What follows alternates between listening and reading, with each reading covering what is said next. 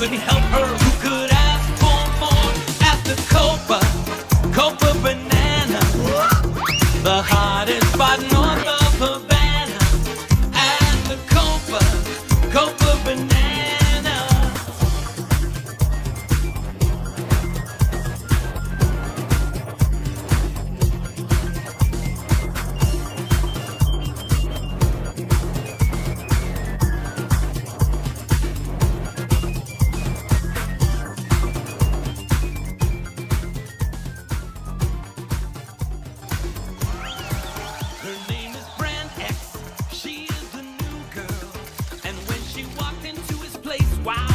On every face, but could he trust her? He didn't so. Something didn't seem quite right. Tell me what's an exobyte on deck? She put a hex, the Ike, she made them wreck. He lost his love, maybe now his nightclub, but will Deck get X at the Copa Banana, the hottest spot north of Havana. Sorry, Charlie. Copa Banana.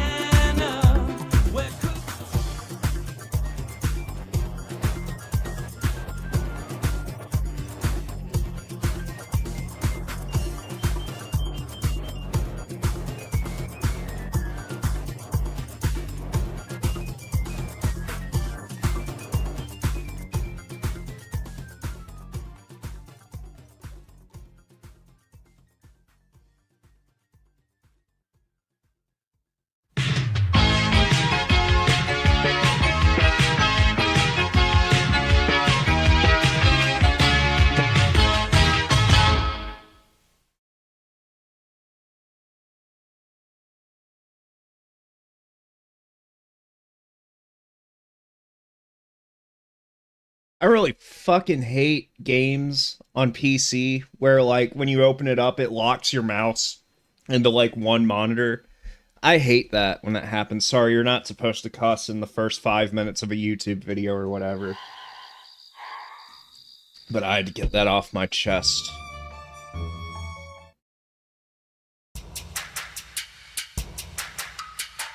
Marge, we're in Pac-Man world! Everything is yellow, like us!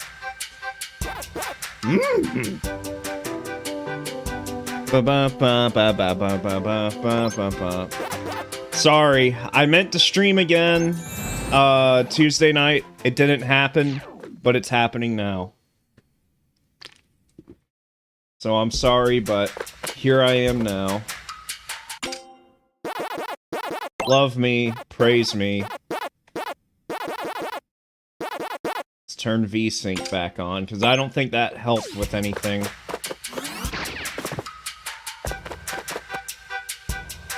So I actually, since the last time I streamed, I did finally go back and unlock the other arcade game. That's the only thing I've done in this game off stream.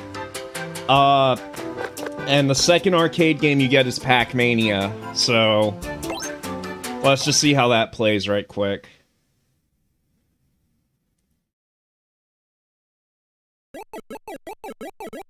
And you guys probably can't tell, but the sound emulation's messed up on this too, and the scaling is also, like, way off. Like, if you look at the, like, the stair-stepping pixels, you can kind of see they shimmer, because it's uneven pixels. But the sound is just broken. Like, every time you eat a pellet in this, the sound changes. But it's not supposed to be that. It's supposed to be one sound effect. So I really think this has something to do with, like, you know, this game's running in Unity. And I think this is something where it's emulating the arcade game, and it's also running in Unity. So there's, like, multiple layers going on. And that... I hit the X button, and apparently that's not the jump button. It is the circle button. Okay, I know that now.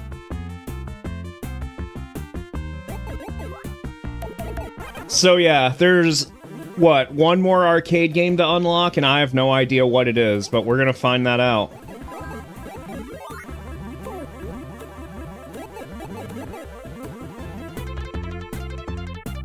But yeah, this is Pac-Mania, and, like, all the arcade games, they're just... they're not gonna play right. It's sad.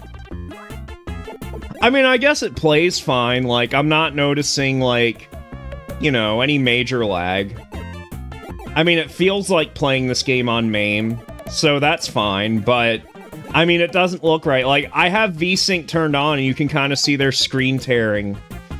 So that's not good. I think just the emulation's fucked up, but I think it just has to do with this game running on Unity. So, yeah. It's a shame because I want to say...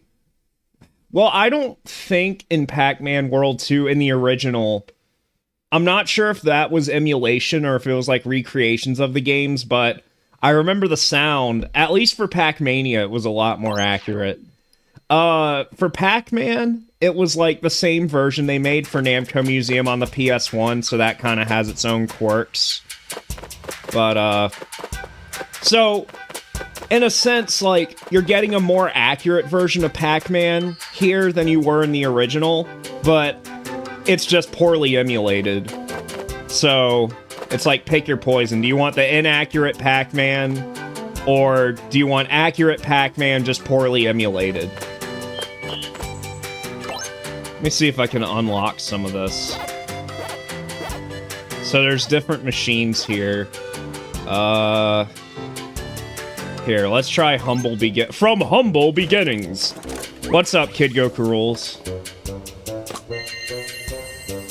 Dun dun dun dun dun dun dun dun dun dun.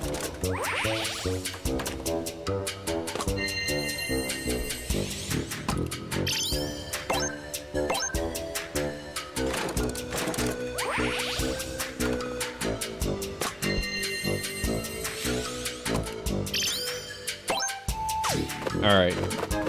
I'm not gonna do that all day. This is where I want to go.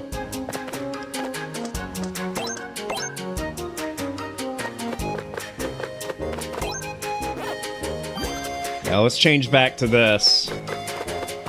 Now let's see. Should I turn the voices back on?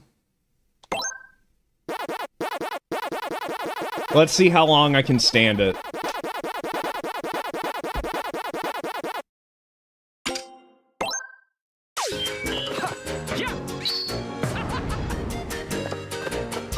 Alright, so we have to go to the ice world.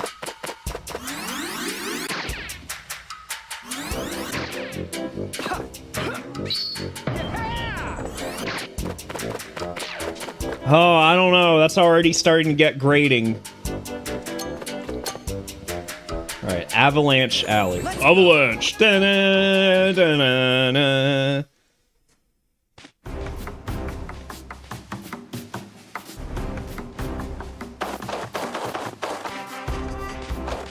You know, I saw some people actually complaining about this game because they felt like... Where I think it's an improvement how, like, you can see much more of the area, a lot of people see that as a downgrade because they felt like, you know, in the original game, the camera being so close to Pac-Man made it look more cinematic. And I'll admit, like, when you're watching gameplay footage of this game, like, the camera angles in the original game kind of look more appealing.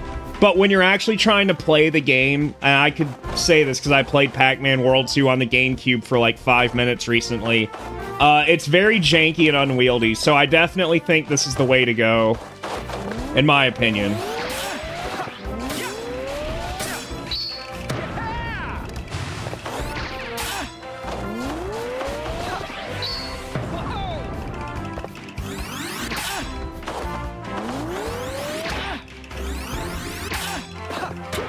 There we go.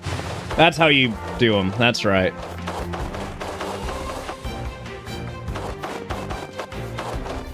Oh, is that why? It was to stop the game from crashing? That's interesting. I never knew that.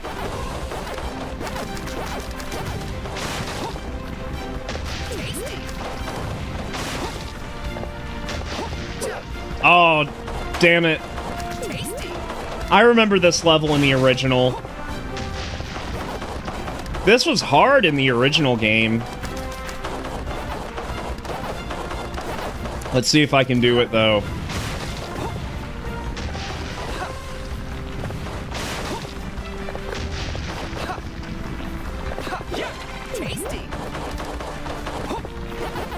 Yeah, I don't know. I might have to turn the voices off.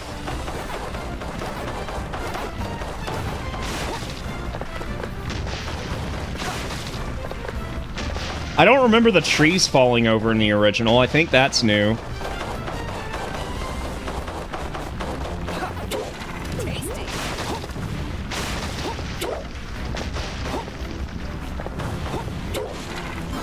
Oh my god, okay. Here we go!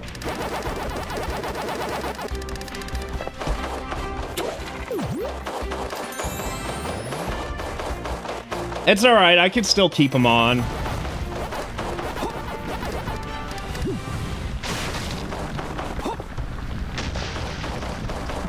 Just until I can't stand it no more.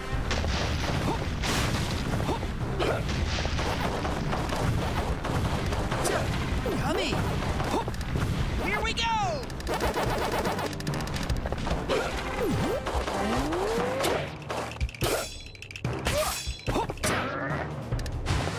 They made the Rams a whole lot easier. You don't even have to roll into them. You can just throw pack dots at them, which, I mean... Oh, shoot. Okay. That camera angle is a little weird. I keep forgetting you have the little flutter... Well, okay, there we go. You have to hit those guys twice for some reason. I don't think it was like that in the original. Yummy! Here we go. That's better.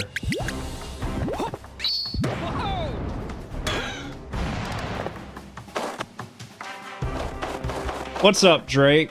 Yep. Yep. Oh! Tasty.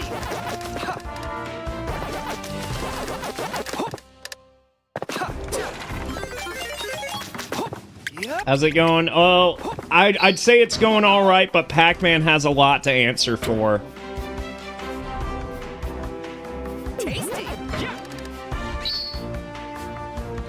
You know, it's unfortunate Pac-Man, you know, he's been able to get away with a lot, even though, like, the signs were always obvious. You know, his blatant gluttony. Yep. Yep. You know, the tides are turning here in America.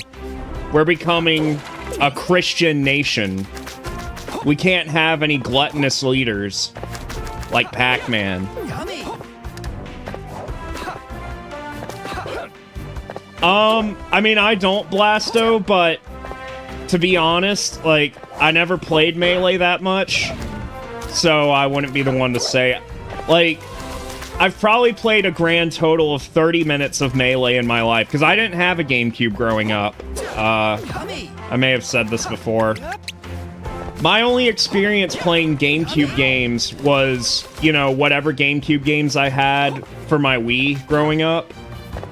So I had, like, Super Mario Sunshine and some of the Sonic games and stuff like that, because I got them used at GameStop, like, after I got the Wii.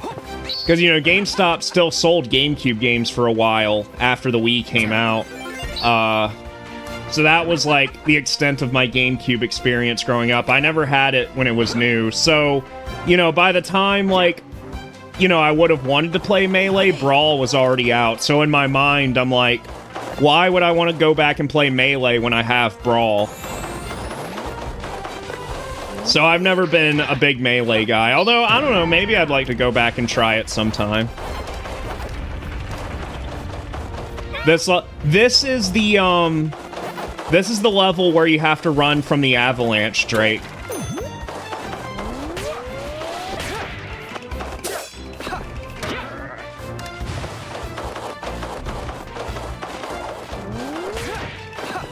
In fact, I think you have to run from it twice, because it'll show up again at the end of the level.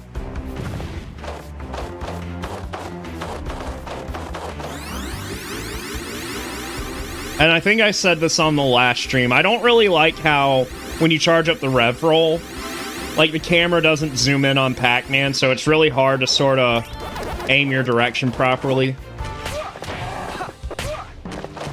That is one major critique I have of this game thus far. Although I will say, the rev roll is definitely better here than it is in fucking Repack 1.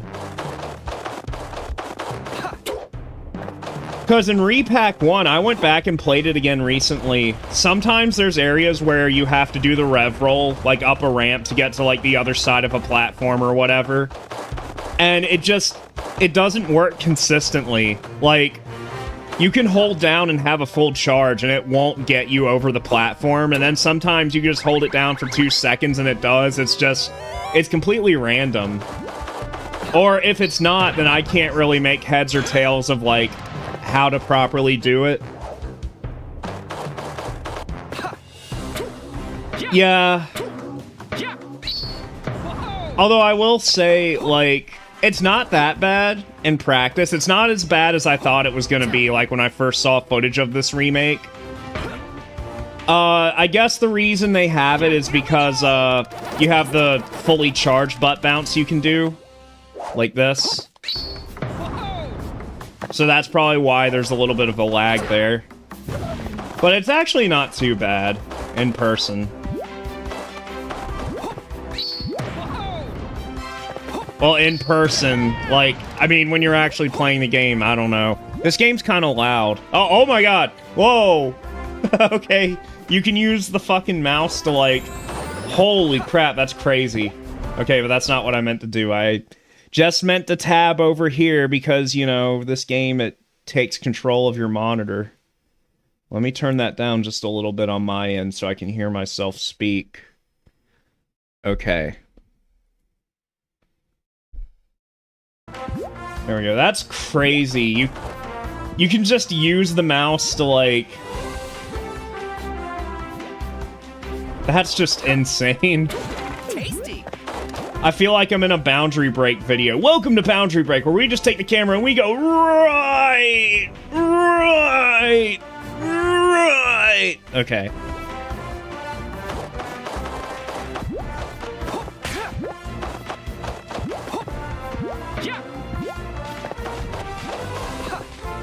Mega Pac-Man.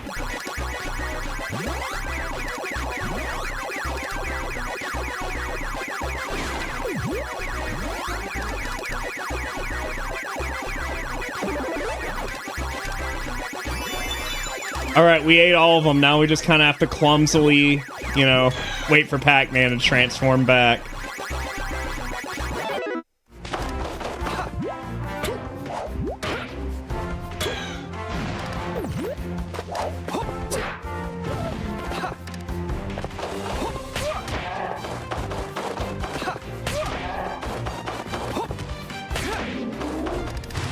Yummy. Alright, you know what? I can't- No, I didn't mean to quit the stick! Fuck, I meant to hit the options! No, do I have to do that all over again? Damn it! Fuck! I meant to go to the options and turn the voices all the way off, because I can't stand it no more! Damn it! I didn't mean to back out. Do I have to do all that? From the beginning. Great. That's okay, though. I missed an item earlier, so now I have a second chance.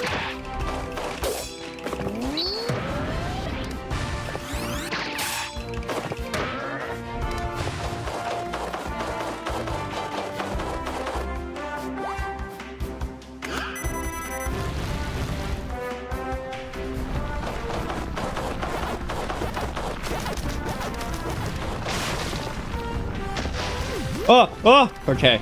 Got that. Got the strawberry. Oh, fuck.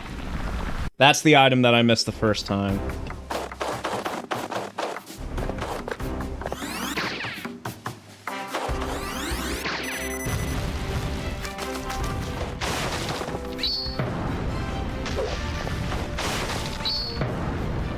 There we go.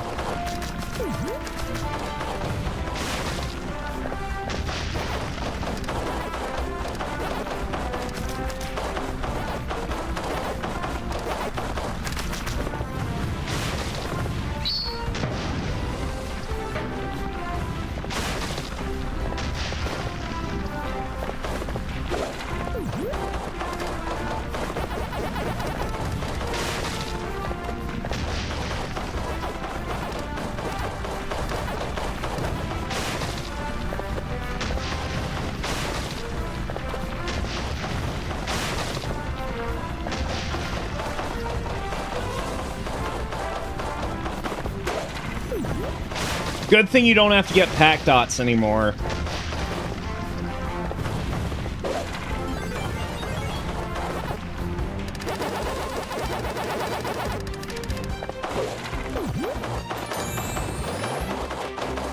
See, but why did it not load me from the checkpoint when I, like, went... I guess because, you know, quitting implies I don't want to do this anymore.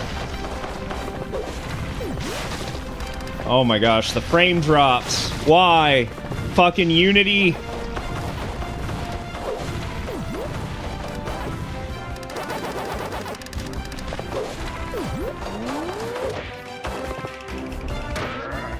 Seems today that all you see is da da da da da da da da da da da.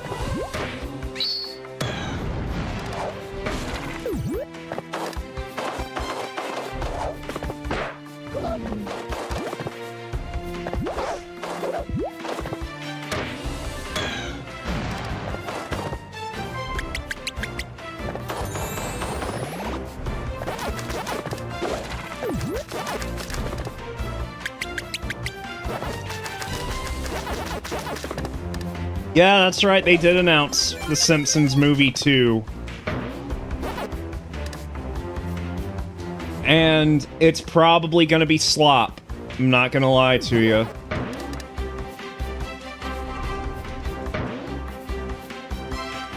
The only way you can make The Simpsons Movie 2 and have it be a good movie is if it's a finale.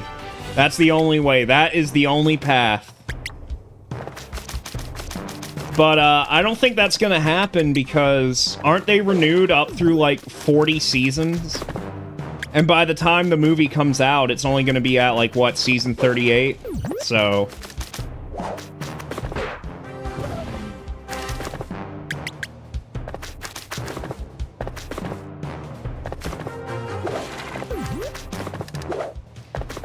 yeah, these frame drops are kinda...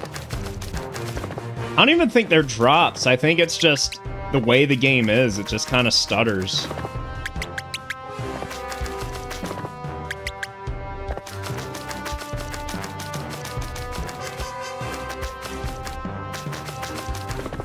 Well, see, I think that's also the problem, Drake, is I think what happened is right before Disney bought Fox, I feel like interest in The Simpsons was really on the decline. But I think having all that Simpsons content on Disney Plus and people like, you know, there's probably a lot of people who are younger that never watched The Simpsons before that got Disney Plus and started watching it there and became enamored with it. And like, you know, people who watched it back in the day, they probably went back and started watching it all again since it was on Disney Plus. And that probably, you know, is what saved The Simpsons from ending. You get what I'm saying? So I think the movie might just be a way to keep the series relevant so they can keep making more slop for Disney Plus instead of, you know, giving the series a proper finale. I genuinely think it's just going to be, you know, Disney Plus fodder. I would like to be wrong, but sadly I think this is going to be the case. As long as the main voice actors are still alive, they're going to milk them for all they can, right up until their deathbed.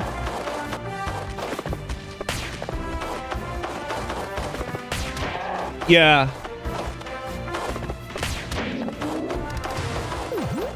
No, I mean, I love going back and watching the older seasons, like 1 through 8 or 1 through 9 or whatever. Even after people say, like, The Simpsons started getting shit, there's still some good episodes, like the one where Homer buys a gun. That's after the Armin Tamzarian episode, and people kind of say that's where The Simpsons stopped being good. I mean, even, like, some of the modern episodes, there's probably some good jokes here and there, but it's like, you know... I'm good with just seasons 1 through 9, essentially. Like, that's enough for me. And the original movie, like, you know... And the Tracy Ullman shorts. And the Butterfinger commercials.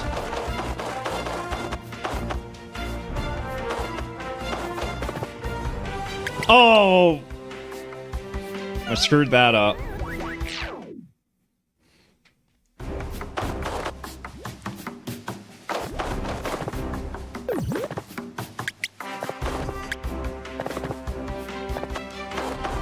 All right, everyone, make sure you hit the like button on the stream if you would take a bite out of Bart's Butterfinger. If you're brave enough to do that.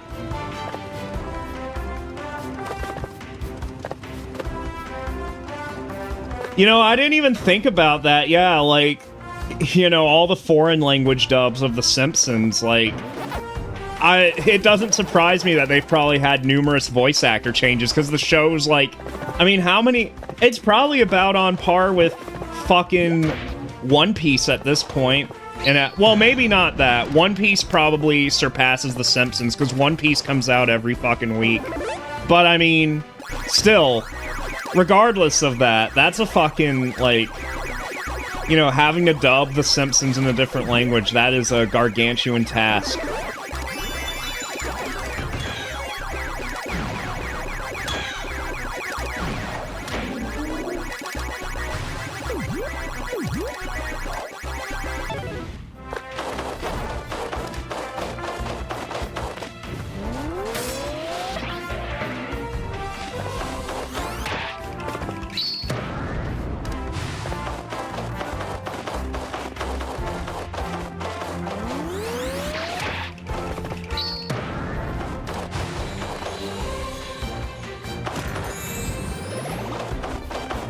Awesome. I think the best quality of life thing about this game is when you unlock the mazes, you don't have to play them instantly, because that kind of breaks up the flow of the game. It's like, if you want to go back and play it, just go to the arcade after you finish the stage and play it, but... You know, I've never been a fan of the mazes in the Pac-Man World series. Like, to me, it's just like... It's just... game pace-breaking filler. Like, it's just there to be like, oh, hey, this is Pac-Man. Remember Pac-Man? He runs through the mazes.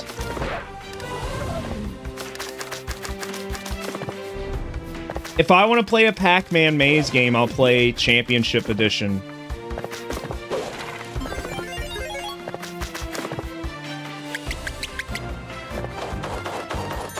Alright, do I have... Yes, I've got all the strawberries.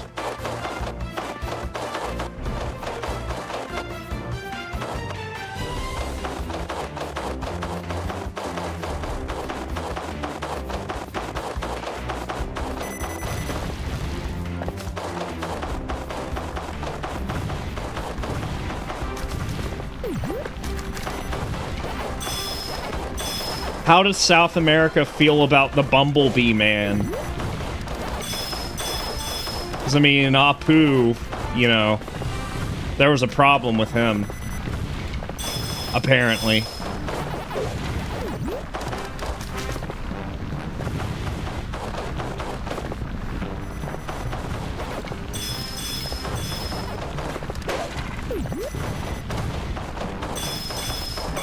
Ouch!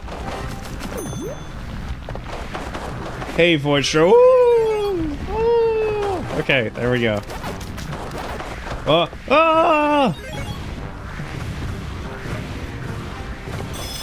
This game is easy like Sunday morning. Hell yeah. Sorry, I was just aggressively drinking a liquid death.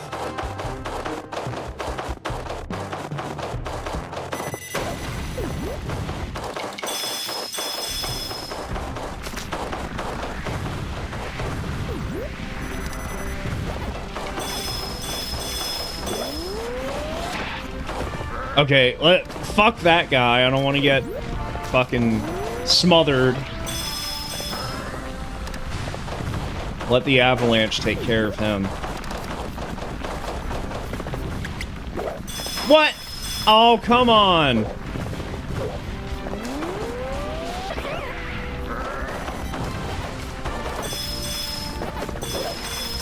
Well, now it's no point in trying to get everything, because I missed that one box. Damn. This is a long avalanche. I'm trying not to stop and fight those guys, because I'm gonna have to stop dead in my tracks.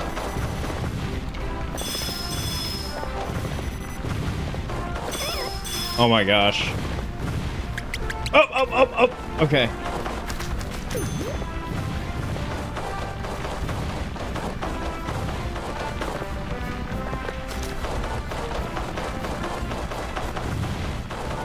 Oh yeah, it is. That's true. I didn't even notice that. Yeah, that's right, because in the original game he goes like, woo! Which I always thought was really weird.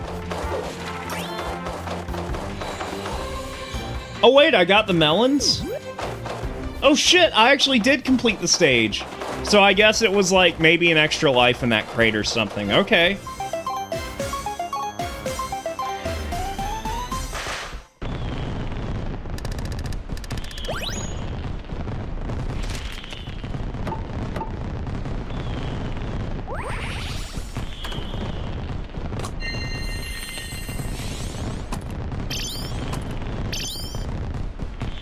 Can we get pink gold Pac-Man in this game?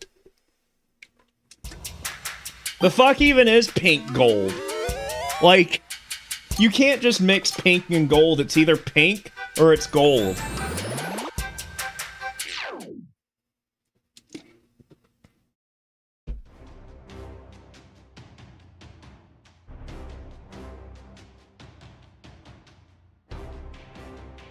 So this guy kind of talks like this.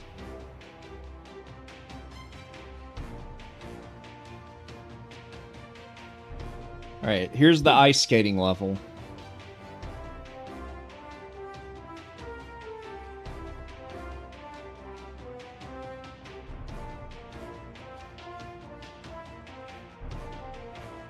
Do you guys want to hear Pack Ranger? I think we're good. I'll turn the voices back on before the boss, so we can hear what Pinky sounds like.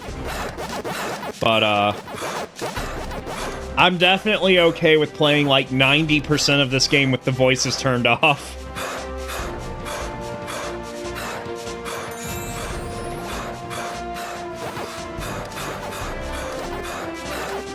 Alright, this level was really tough in the original. But also keep in mind, you had to get all the pack dots in the original game, like for completion's sake. I mean, you didn't have to get them, but only if you wanted to complete the game.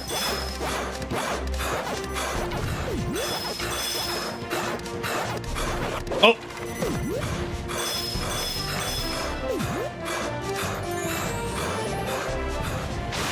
Oh, come on! Whoa!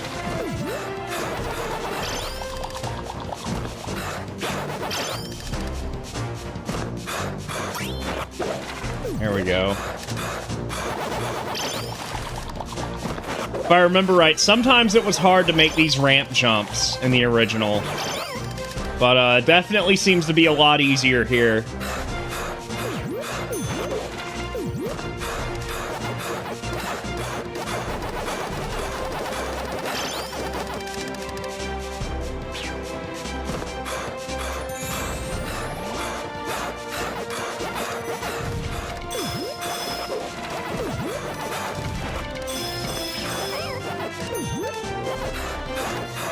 Yeah, this game's good and all, but you know what I wish I was playing right now? Food Fight, the video game.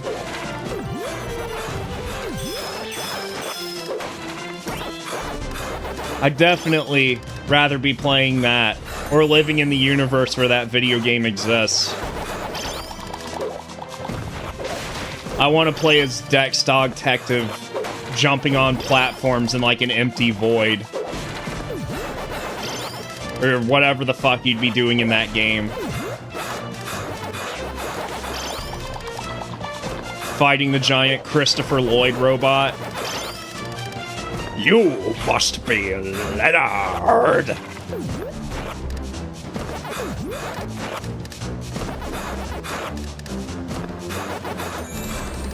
Ghostly Adventures, you know what's weird about Ghostly Adventures is the first one is on PC, like it's on Steam.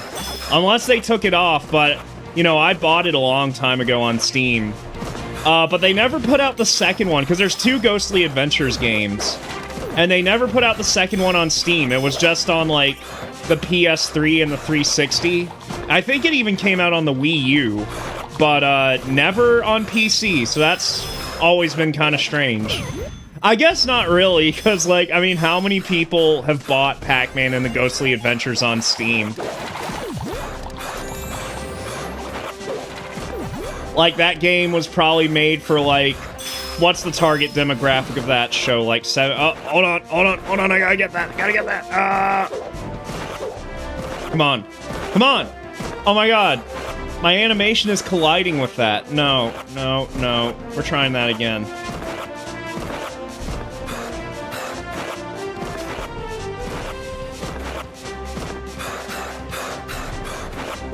There we go.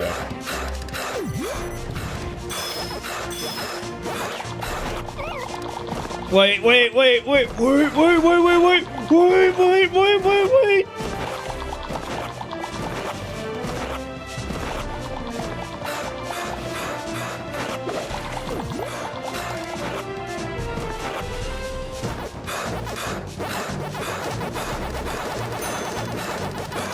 Oh!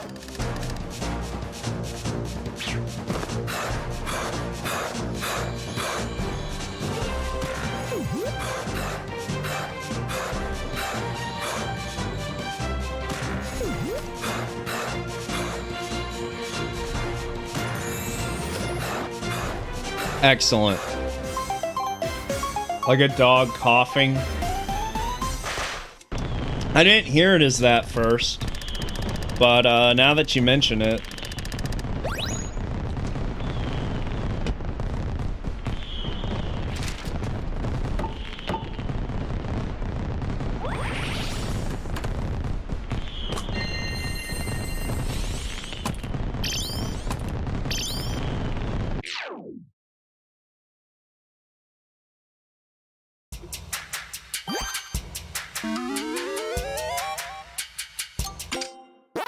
Alright, now I'll turn the voices back on.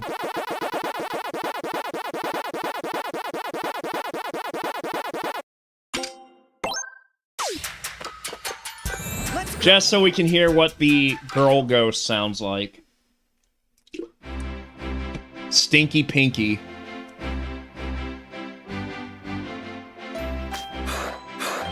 I remember this music.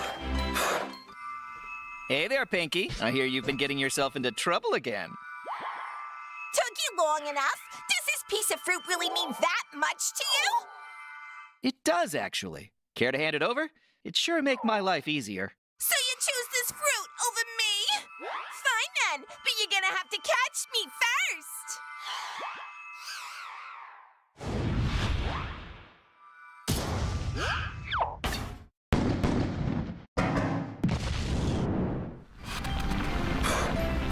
She sounds kind of hot, not gonna lie. That voice is getting me bricked up, and those eyelashes, too.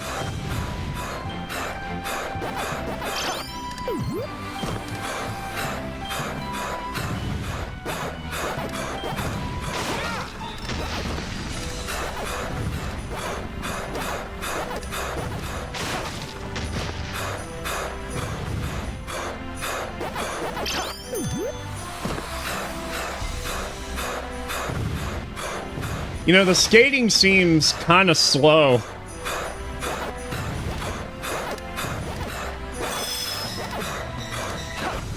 Yeah, Pinky definitely would smash. As long as it's, you know, the game version and not, like, the Hanna-Barbera version, which is a dude. I don't know, Clyde. We ain't very good at fixing leaks. That's what Pinky sounds like in the Hanna-Barbera cartoon. No, I wouldn't smash... I would smash Sue, though. Sue is in the Hanna-Barbera cartoon. And she's got those sultry eyelashes. Is it? Is it rated teen? I never noticed that. Why? How about you hand back that golden fruit?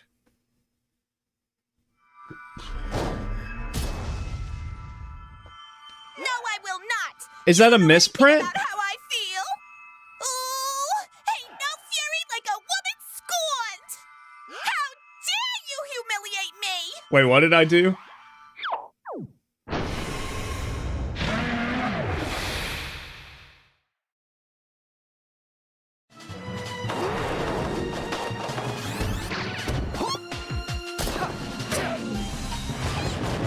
That's gotta be a misprint, because I can't think of any justification for rating this game T for teen.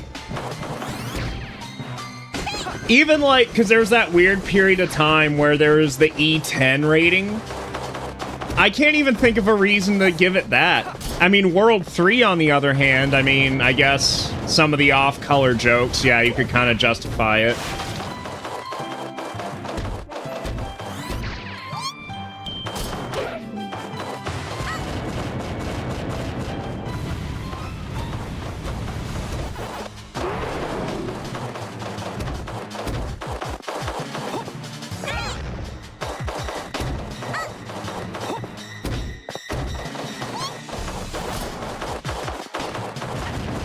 Yeah, holy fuck, it's a polar bear. Oh, there we go.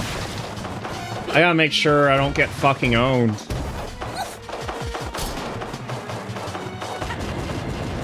I'm probably about to die, to be honest with you. I need some health.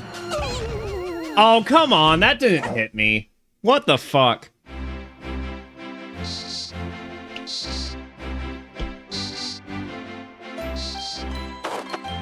What is that? Is this easy mode? I don't need easy mode. I'm good.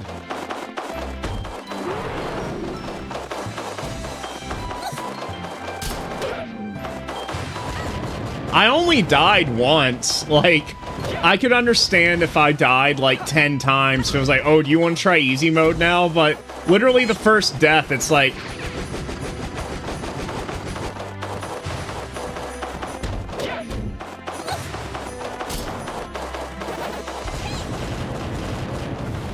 okay. There we go. I wonder if I'm fast enough if I can hit her twice. I'll try that next time I get the opportunity. Oh, come on.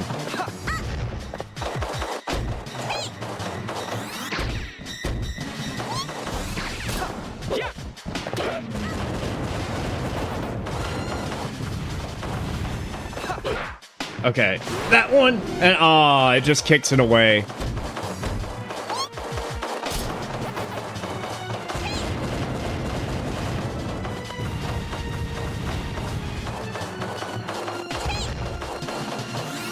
Yeah, that was something that started in like 2010. I think Nintendo was like the company that kind of spearheaded that stuff, where if you die a lot, it's like, oh, do you want to turn on the super guide?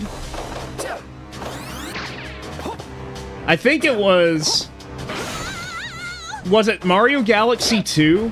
That was the first game that did that on the Wii? You impudent little circle! Now it's time for you to feel my pain, Pac-Man! Pac-Man!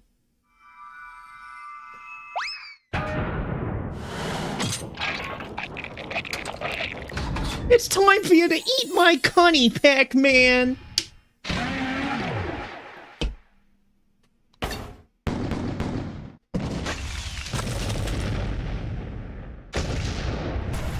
Donkey Kong Returns. I think Donkey Kong Country Returns came out the same year as Galaxy 2. I think. Speaking of which, Galaxy 1 and 2 came out today on the Switch. So, yeah. You guys want to pay $70 for Galaxy 1 and Galaxy 2 on the Switch? Not even like Switch 2 native versions. There are like Switch 1. Although I guess, like, I was watching Digital Foundry's review of it earlier. I guess it's like, on the Switch 2 it does run at a 4K resolution, but it's just like it's a Switch 1 release, so it's weird. I don't really like that it's $70 for 2 Wii games.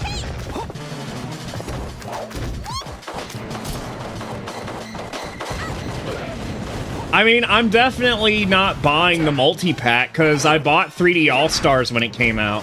Okay, how the fuck... I guess the second time it comes back, I have to aim it. I mean, I bought 3D All-Stars when it came out. I already have Super Mario Galaxy on the Switch. I assume it's the exact same version. Like, the version that came out today, it's the exact same one that you could get on 3D All-Stars. But, Galaxy 2, I don't know. I might get Galaxy 2 at some point, like, separately, because it's $40 if you get the games by themselves. There we go. Okay, I got it. But, you know, I'm not in a hurry to. I mean, if I really want to play Galaxy 2, I've got ways to play it.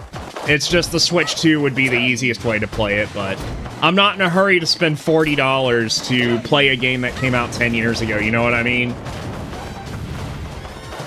Although Mario Galaxy 2 is a really good game, I don't think I ever actually fully completed it. Like, I definitely completed the first Mario Galaxy back on the Wii, but Galaxy 2, like, I mean, I got it when it came out because that was the very first video game I ever pre-ordered. But that game has a lot of shit to do to complete it. Like, you've got all the...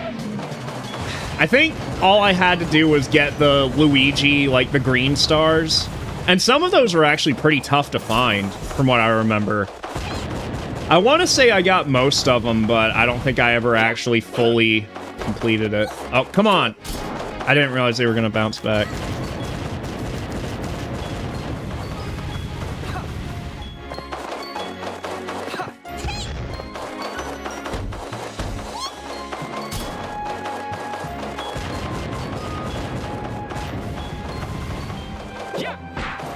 Oh, really? There's a lot of shit in this game you can kick, like, without having to jump. I just gotta remember to actually jump and hit those. Oh, what? What? There we go. Switch 1 still gets games. Yeah. Because, I mean, $500 is a lot of money to spend, and honestly, so far the Switch 2's not really impressing. I think the only reason to get a Switch 2, honestly, right now, is if you're someone who missed out on the original Switch and you want to go back and play all those games. I mean, you may as well get a Switch 2 at that point because you're getting them with superior performance.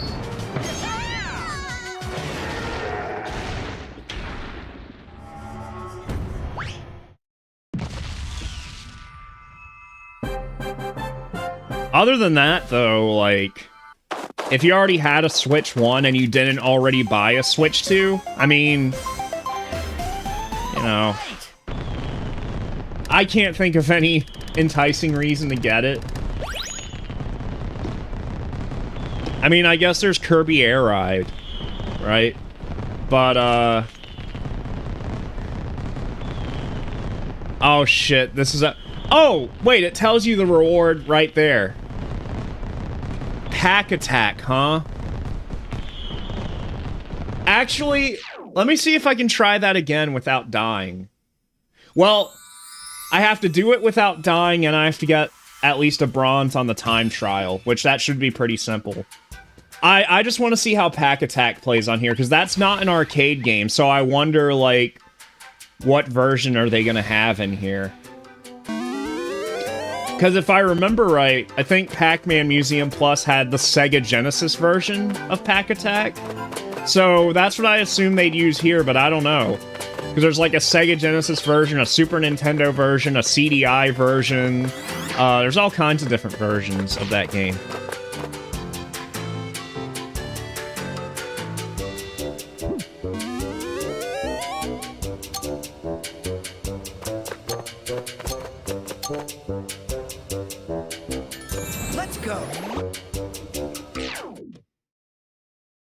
Yeah, I don't know. Nintendo really stinks right now, don't they?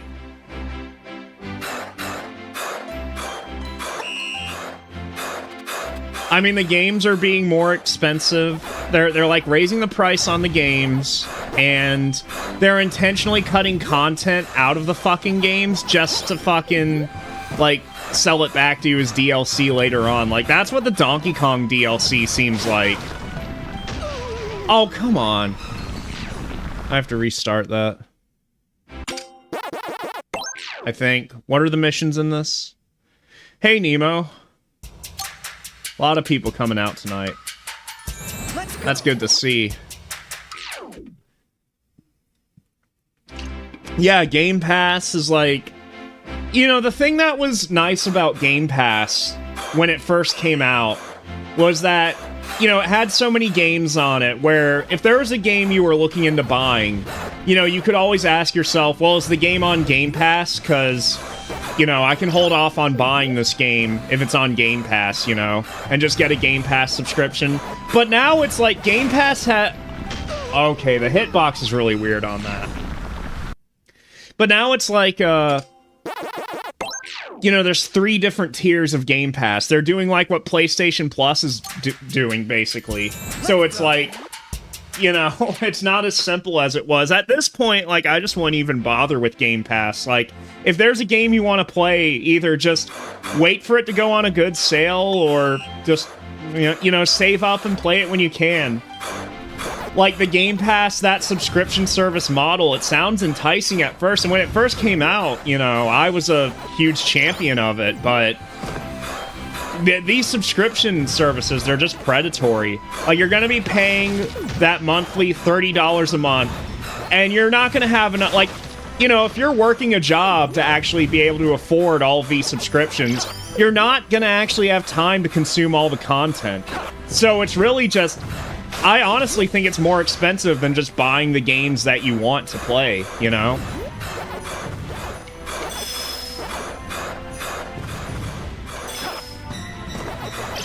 Because honestly, right now, the only games I was thinking of playing on Game Pass and getting a subscription again for, was I think they put Persona 4 Gold back on Game Pass, and I think the Ni no Kuni games are still on Game Pass, but it's like... I think Steam's got a big sale going on right now, and Persona 4 Gold's only $10 or whatever.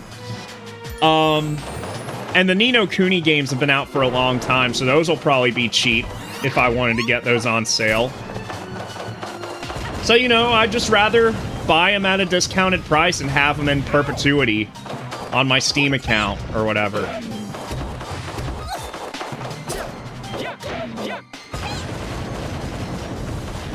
Yeah, and you know what, Drake? $360 a year, if you're actively playing a bunch of games on there, that's still not a bad deal.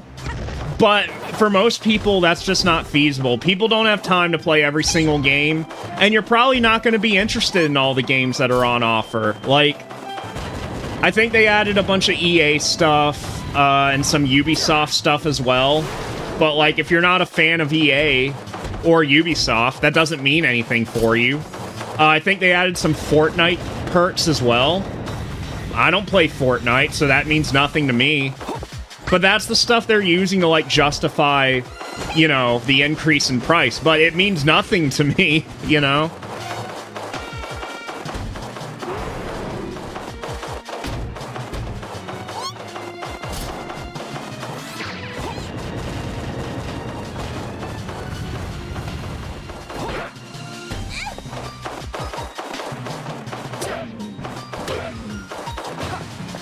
Dude, the games industry is cooked, but I wonder, like, what's it gonna take for there to be, like, a massive crash? You impudent little circle! Now it's time for you to feel my pain! Oh, Nemo? Oh, yeah, that's totally fine. Sorry, I missed that, Nemo.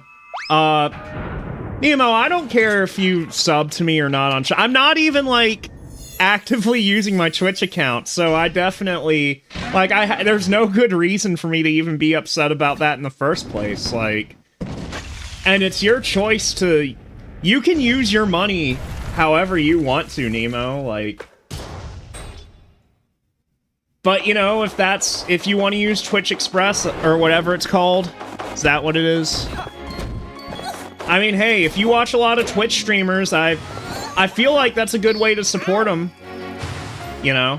It's kind of like YouTube Premium, like, you know, that's a good way to support creators that you like, but, you know, it's up to you. I would never, like, give you, like, tell you my preference on how to support me financially, like, I don't even want any of you to support me financially to any extent. Like, that's totally... Yeah. Don't even worry if we're okay with that or not. You just... You do what you want with your own money, dude.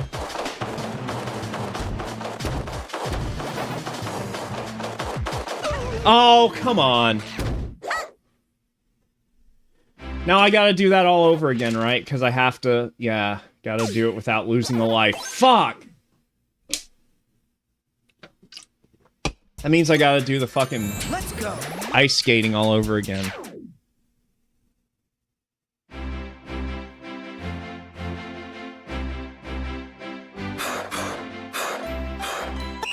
Oh, of course no pressure. Like...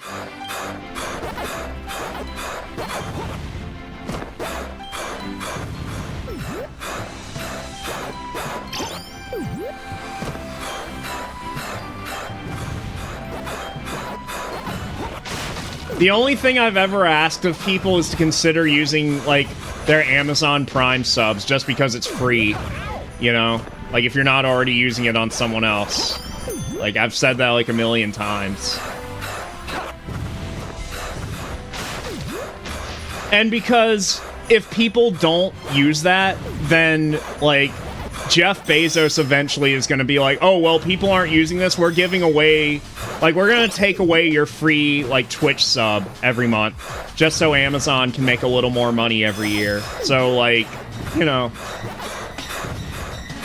That's why I definitely am a strong proponent of people using that free benefit if you happen to have Amazon Prime already.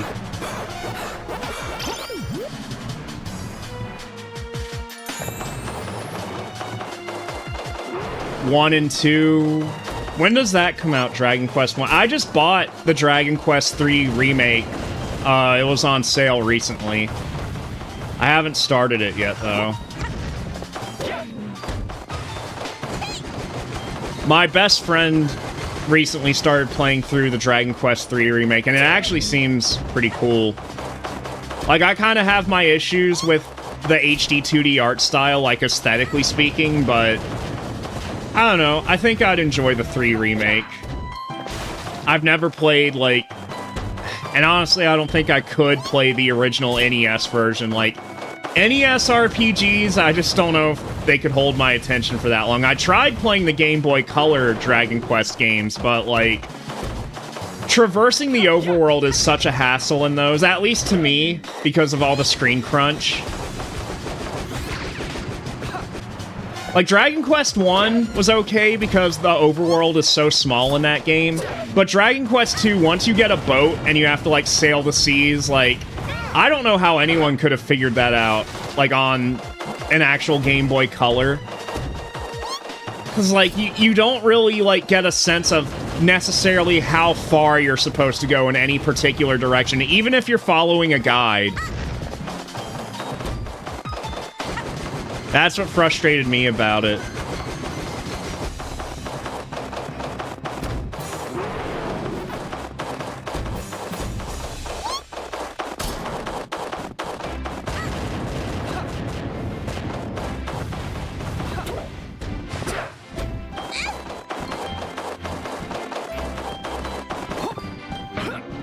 Because it's like, okay, if you're playing Dragon Quest 2 and you're following a guide, like on the Game Boy Color, and the guide tells you, go sail northeast.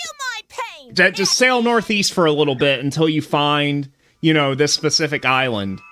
It's like, okay, but how long do I go northeast? Because you don't really get a good sense of that just by seeing nothing but blue pixels surrounding you. And eventually you will get to an island, but, like, the overworld, it wraps around. So you can't really tell if, like, okay, is this where I'm supposed to be? Or is this a different island? And the map just, you know, wrapped around. That's the kind of shit that confused me playing that game on the Game Boy Color.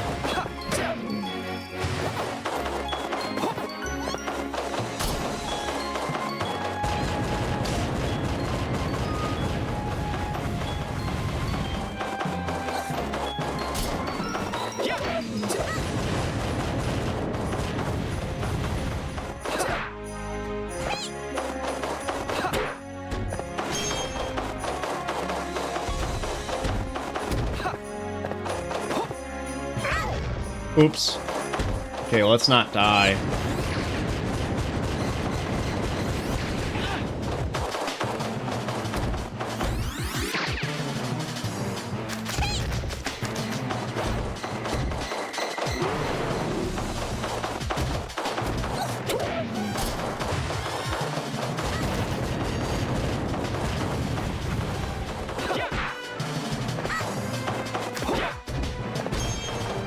Alright.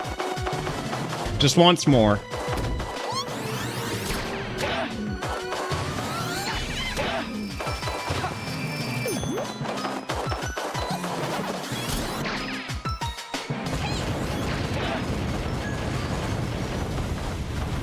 Well, technically, 2 more times, but once I knock her down again, once I knock her up again... Oh! What? Okay, that was weird. That's alright, I got it. Oh, what? Come on. Got it.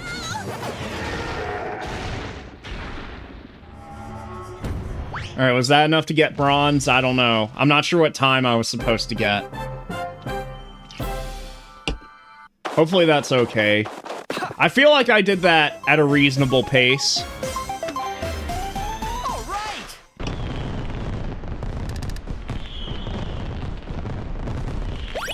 Oh, okay. That was easy. That looks like the Sega Genesis version. So let's see how that plays.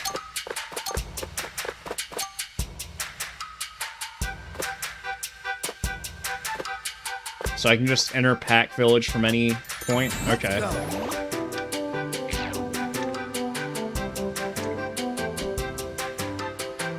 So that's the last arcade game. So it's just Pac-Man, Pac-Mania, and Pac-Attack. So that's definitely a downgrade from the original, for sure. They want you to buy Pac-Man Museum Plus, is what they want.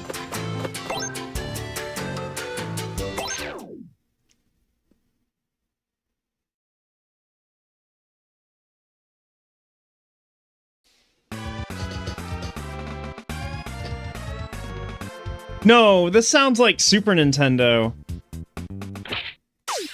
Wait, what's the start button? Oh, okay, that's the start button. It's the X button on the DualSense.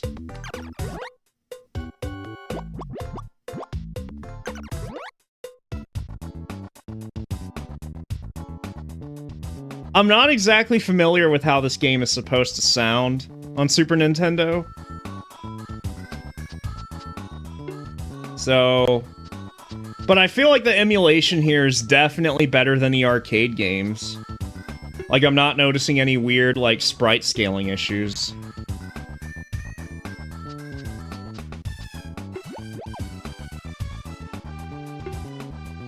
Alright, well that was anticlimactic. These are the games you get. Pac-Attack, fucking Pac-Man, and Pac-Mania. Cool. I'm never gonna play these again. Like, I'm literally never gonna come back here. I mean, maybe I'll try and unlock some of the gashapons, but, like... I'm not gonna be in the middle of playing this game and be like, oh man, I've got a hankering to play some Pac-Mania. You know? And you know what's weird? Like, these little arcade machines right here, they look like those cheapo, like, mini arcade keychain things that you get at Walmart. You guys know what I'm talking about? Like, I don't think that was intentional, but, like, that's what they look like with the weird joysticks and the little buttons. These look like cheap Walmart or Target tchotchkes. Oh shit, there's Pac Buddy, not Chomp Chomp, but Pac Buddy. What does he have to say? Cool. Alright. Oh yeah, I gotta stop doing that. turn this shit off. There. Now, it's better.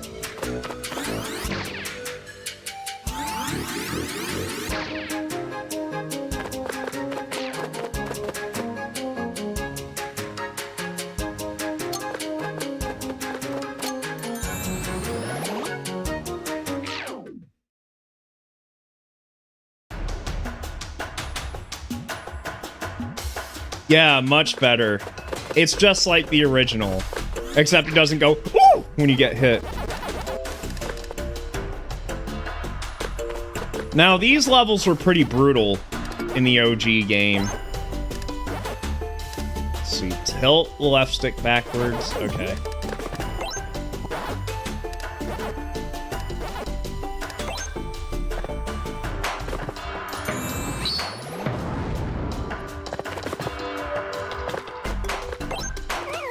Oh, shit.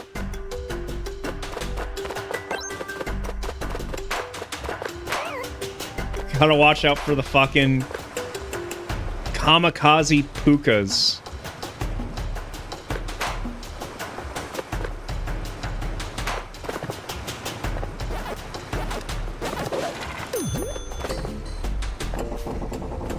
Whoa.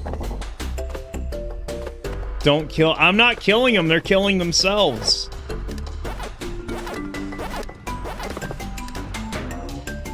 Oh, I thought... For some reason, I thought I could butt bounce up there. I guess not.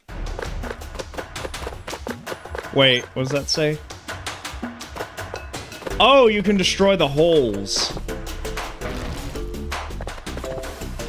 Which is something Pac-Man's not allowed to say anymore. He used to be able to destroy Miss Pac-Man's holes, but, like, Miss Pac-Man's not allowed to exist anymore.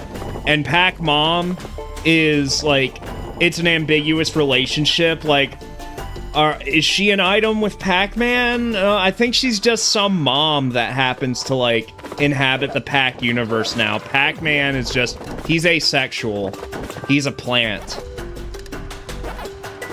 So he's not allowed to smash holes anymore.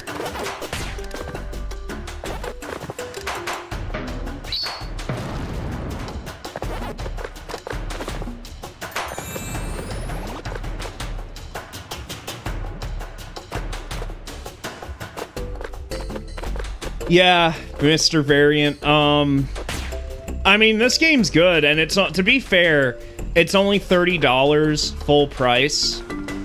But, you know, if you're not feeling like it, I'd say no rush.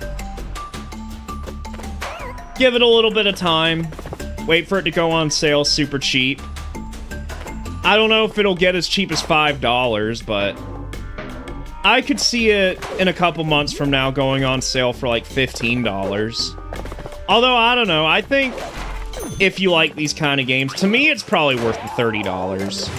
I mean, I bought the first Pac-Man World repack back when it first came out. I paid full price for it. And I don't regret it.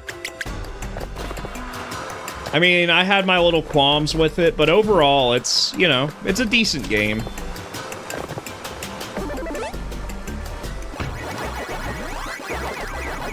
Yeah, I think it was $5 on everything.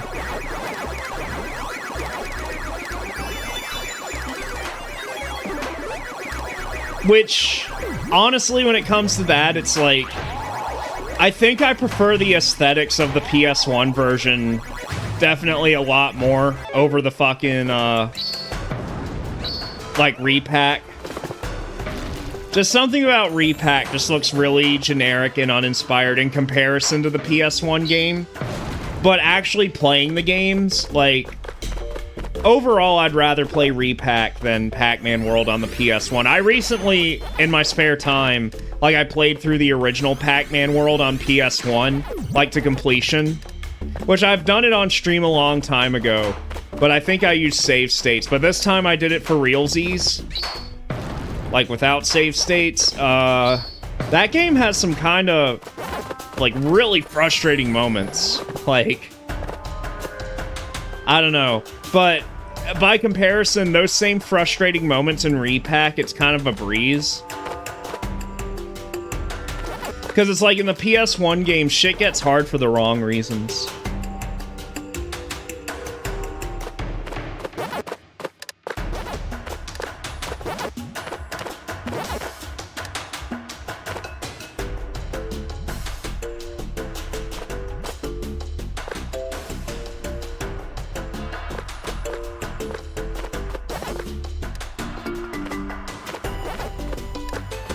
Ooh, this is tough.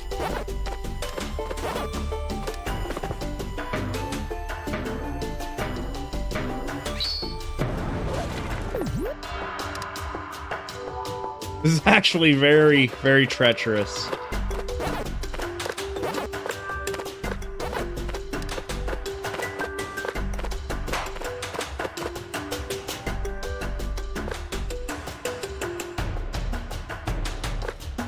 World Rally? Yeah, I forgot about World Rally. I remember that being a fun racing game, though I never played it that much.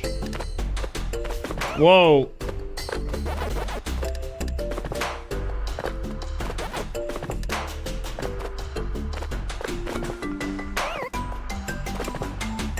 Okay, fuck it. Fuck it. We gotta get a little dangerous here. That's what the shadow's for. A little yellow outline shadow.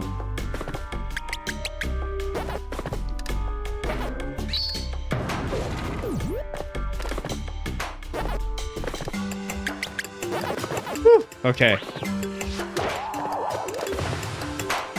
Fucking asshole.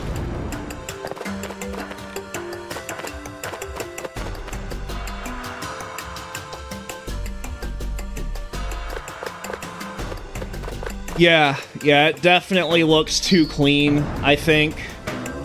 But it certainly plays much better, I would say. So it's a trade-off.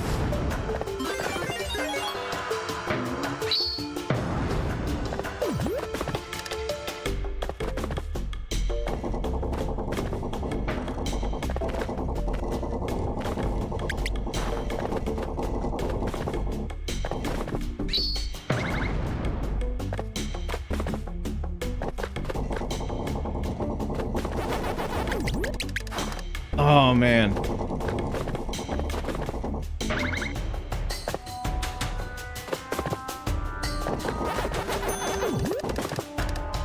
Woo!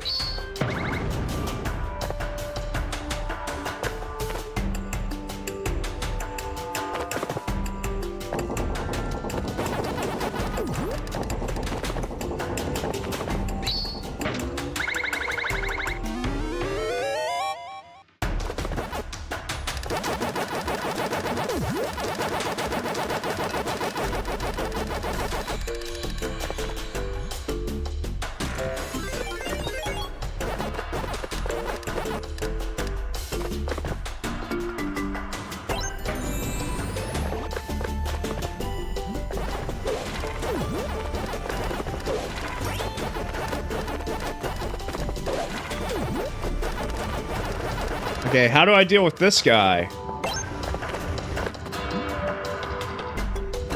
Oh, I see.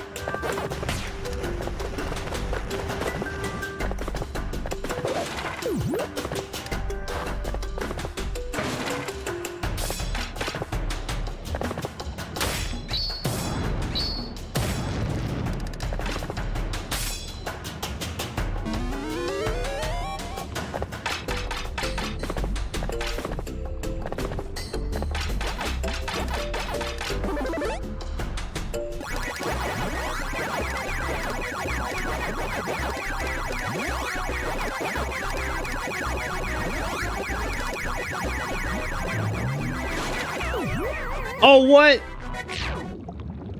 I thought I was supposed to be invincible. Well, that's stupid.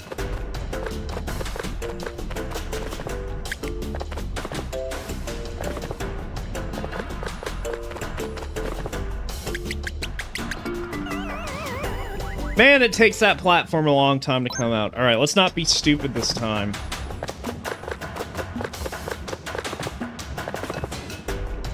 What? Okay. He didn't grab onto the fucking ledge.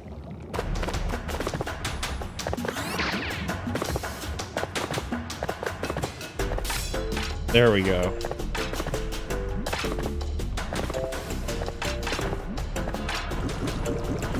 I don't like how the jumping physics change when you have the metal power-up, because I don't think that was the case in the original game.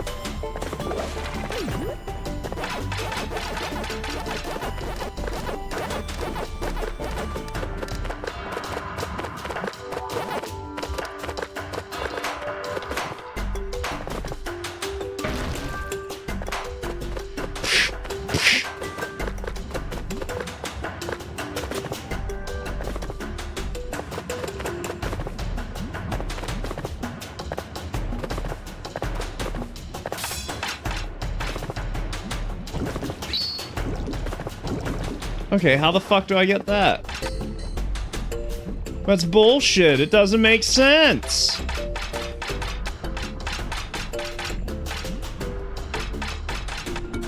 Yeah, I don't know.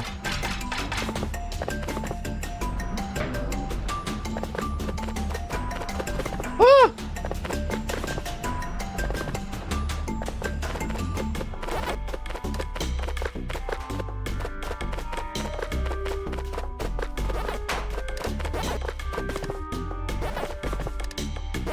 Whoa.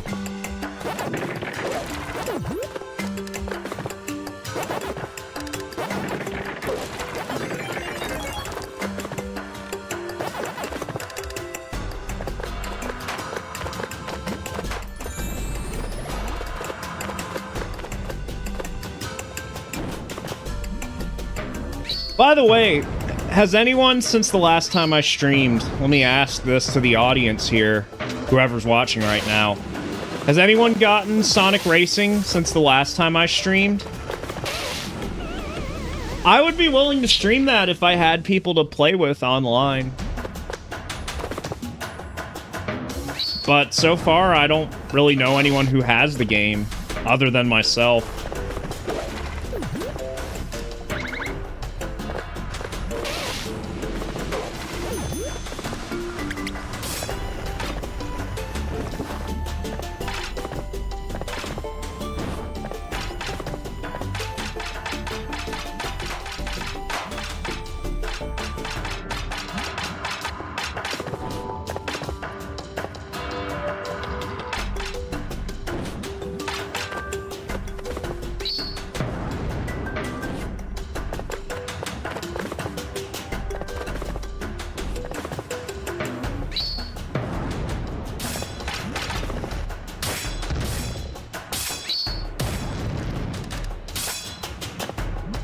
Yeah, that's fair.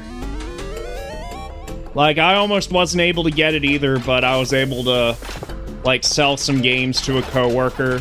Literally, like, the night before it came out. And I was able to use the cash to get, like, some Steam cards to get it, like, last minute, so... That's totally fair.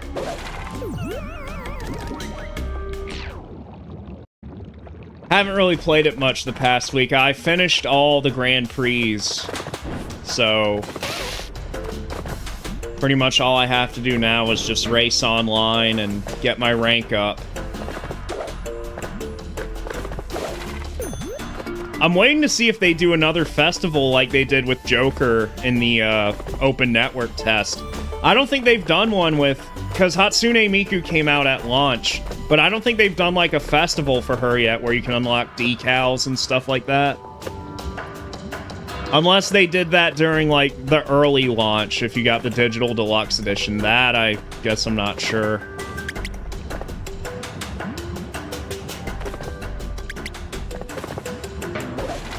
I'm kind of disappointed that, like... Because I played the open network test, and I did, like... the Joker event. I unlocked everything in there, all the decals and everything, and I assumed all of that was going to transfer over to the final game, but, like, none of that did. Not even, like, the online rank or anything like that. Like, everything just resets. So that was a little disappointing. Well, I mean, you can't even play as Joker right now in the game. I don't think he officially comes out until November. How did... I don't think there's a way, Nemo. I think it's just random.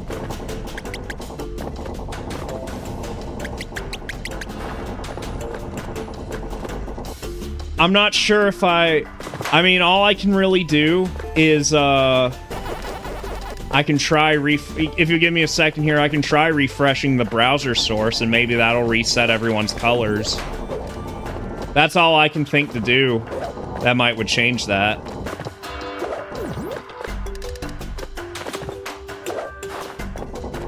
Whoa, whoa, whoa, whoa, whoa, whoa, whoa, what the fuck? That was falling way too fast.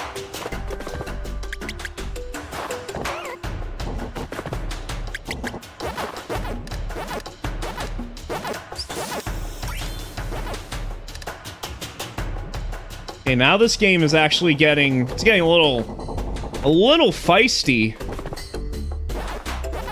It's got a little bit of fight to it. Things aren't so easy in Pac-Man's world.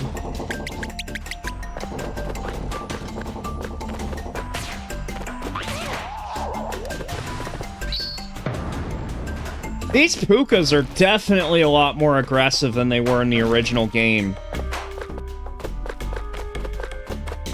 What the fuck? Alright, let me see. Okay, is this it? Alright, I just refreshed it, so... No, I don't think that did anything, Nemo. Looks like everything just popped back up as it was.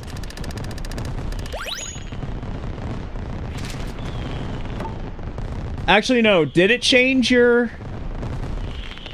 I think it did. I can't see, actually. Oh, no, it's still pink. Yeah, there it is.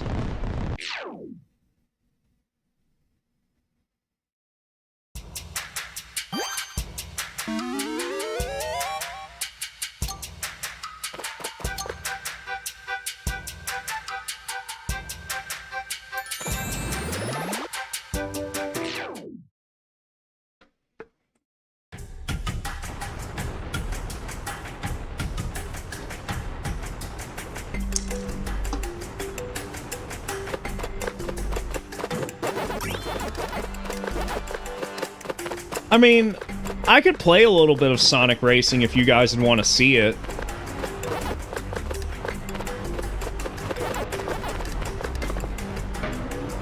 I just can't imagine, like, myself doing a whole stream dedicated to it if I don't have anyone, like, to play with.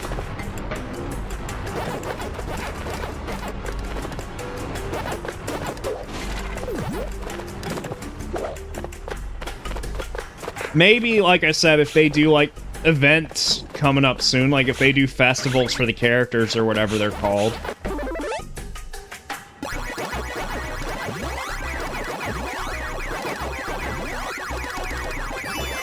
But I haven't even bought the DLC, like, for the licensed characters, and I don't know if I'm gonna buy, like, the whole season pass. I probably won't, because, like, I don't give a fuck about the Nickelodeon characters, and it's like...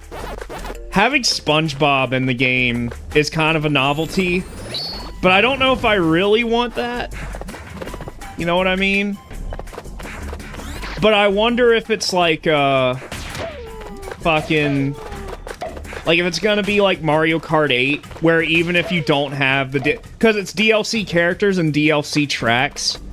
And the thing that's cool about Mario Kart 8 is that even if you didn't buy the DLC for Mario Kart 8, if you were playing online, the DLC tracks still showed up in the rotation. So you could still race on them, even if you didn't personally own the DLC. So that's really cool. I don't know if Sonic Racing is going to do that or not. I hope it does. Because that would probably be the only reason I would want to buy the Season Pass and get all of the DLC, is just to have all of the different tracks.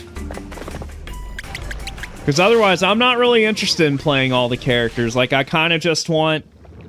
Pretty much all I want is Pac-Man and Mega Man. They announced the Mega Man DLC right before, you know, the game came out. Maybe Ninja Turtles? Maybe.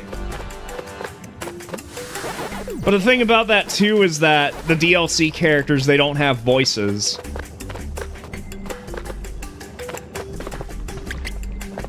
So that's kind of a bit of a shame.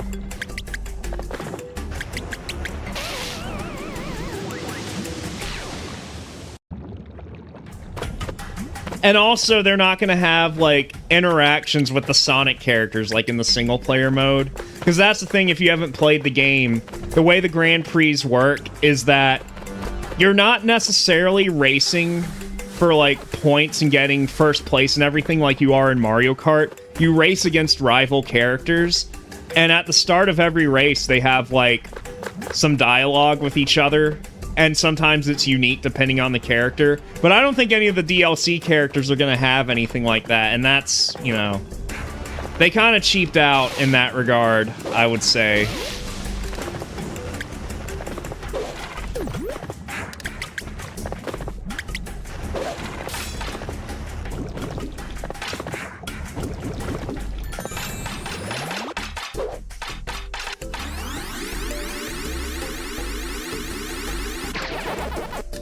What?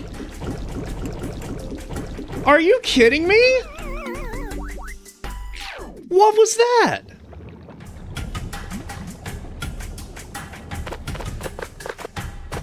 Oh, you know what? It was probably the metal power-up, like, affecting the physics of the rev roll. But I don't fucking understand that. There's no reason for the physics to be changed. That's not how it was in the original game, and it doesn't, like... It just makes the game feel worse.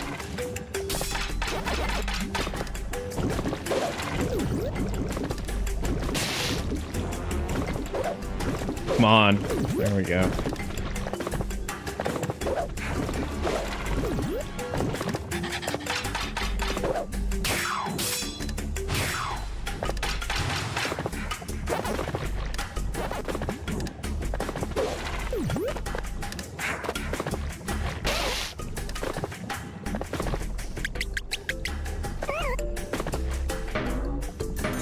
Oh, man.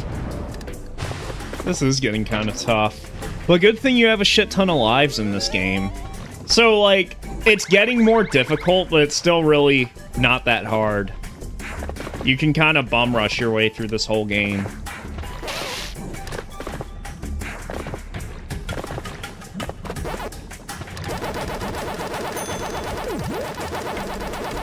But yeah, I'll probably, let's see, what time is it now? I'll play this for a little bit more, and then I'll show some Sonic Racing Cross Worlds if you guys want to see it.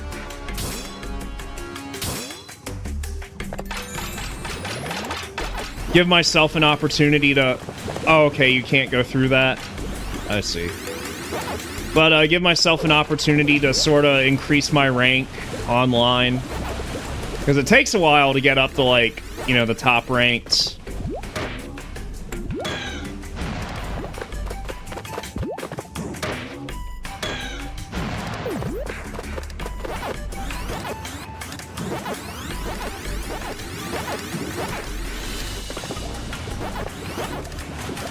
And who knows, maybe somebody will stop by that happens to actually have the game, and maybe we can race for a little bit. I don't know. The one really nice thing about that game is it's multi-platform, so it doesn't matter, like, if you guys are interested in buying the game, it doesn't matter what console you buy it on, or if you buy it on PC or whatever. Like, it's crossplay, so... Because when I was playing the open network test, I was playing it on Steam, and... my friend was playing it on Xbox, like on console, and it worked just, well, there were some hitches here and there. Like, I won't say it was perfect, but it was at least on par with Mario Kart Online. So, I'll say that, because Mario Kart often has problems where, you know, you'll get random disconnects and whatever. That happens with Sonic Racing as well.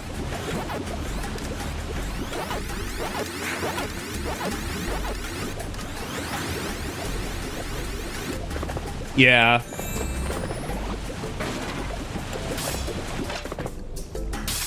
I want to see if maybe I can finish this world before moving on. Hopefully I won't take too much longer.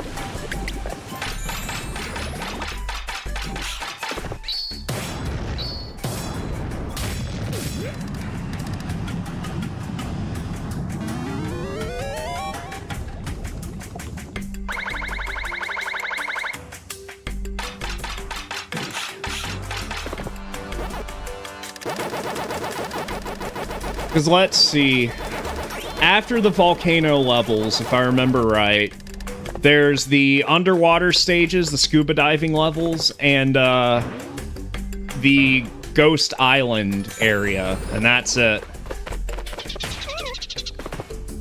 Unless I'm misremembering.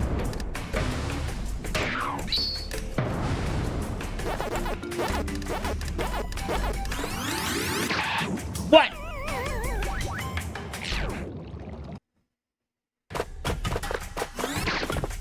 Also, I just gotta say, like, it's kind of wild you can play as SpongeBob and Patrick in a game that also has Yakuza and Persona characters. I'm sure everyone's made that observation by now, but, it's still wild. Who would have thought?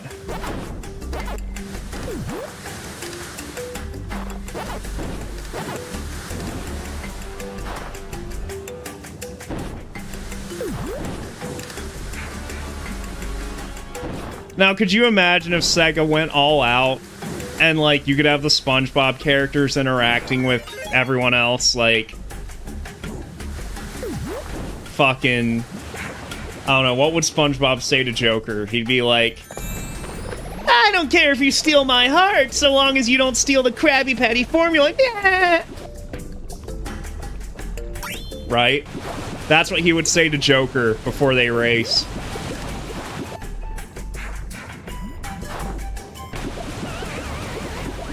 Damn it.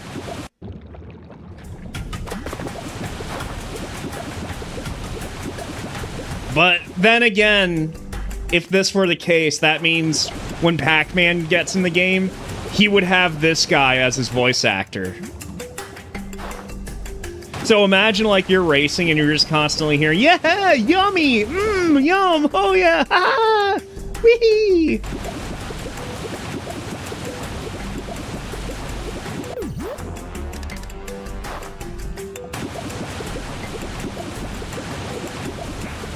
Plankton's or Mr. Krabs' heart.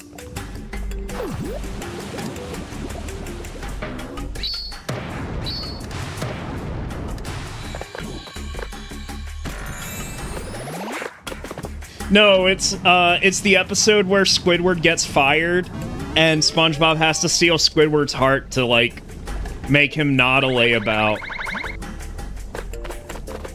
That's what would happen.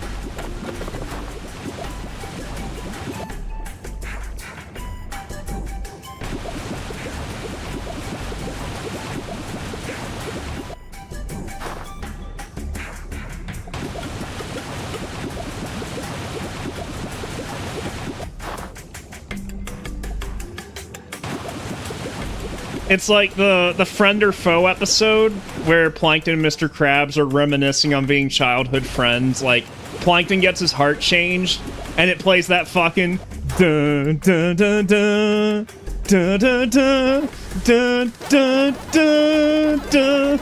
Like, after you change his heart. He's like, what have I done? I've severed a perfectly good friendship.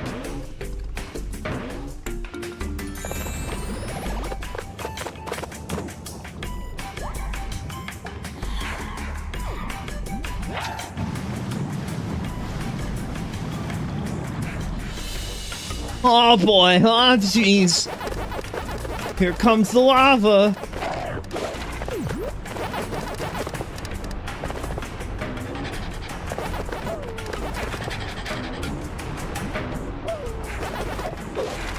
The thing is, though, if you did that, you would have to have Mr. Lawrence voice Plankton. There is no substitute. That man is the voice actor of all time. Like, you can't have one of fucking Sega's goons that they usually hire for voice acting. Like, no, it's gotta be... They have to fly out Mr. Lawrence to... Well, I guess Sega's actors are usually in California anyways, so they wouldn't have to fly him out, but... they definitely need to pay Mr. Lawrence his dues to have him record those lines. No sound-alikes. Like, I guess Mr. Krabs, you can get away with not having Clancy Brown, but you gotta have Mr. Lawrence. Always. Oh, jeez, Rick! I could see that happening. I could see there being a Rick and Morty DLC. Like, I mean, all the characters have been leaked out, so we know who all the characters are gonna be in Sonic Racing, but, they could do, like, a second season, and I could totally see them doing Rick and Morty. Well, I don't know. Like, I say that, but, like, is Rick and Morty even still relevant? I went into Big Lots a couple weeks ago. They had a bunch of, like, Rick and Morty pajamas and stuff like that. But, you know, shit that you can buy on discount at Big Lots, I'm not sure if that's an indicator of what's popular, of what's hot or not.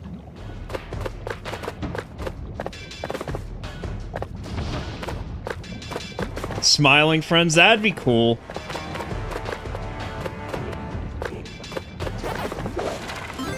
Oh, come on. Like, the jumping to hit boxes is weird on this moving platform.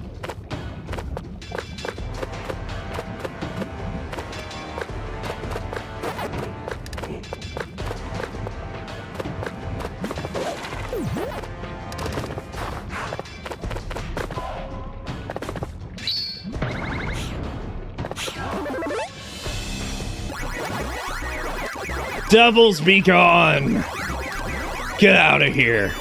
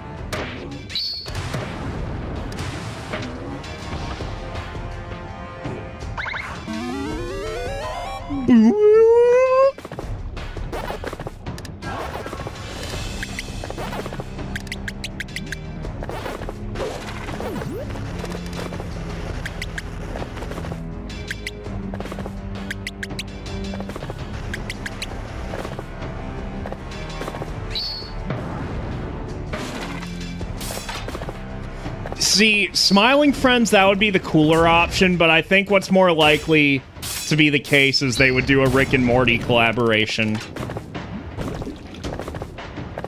Morty, look, it's Sonic Racing all across the world. Da da da da da da da da da. Oh, jeez, Rick.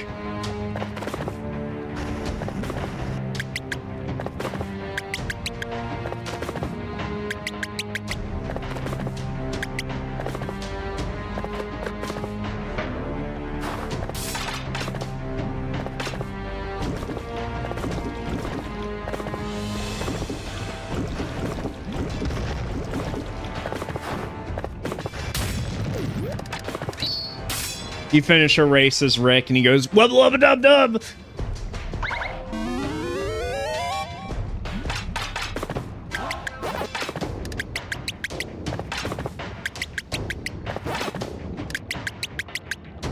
Oh, come on, dude. That's so stupid.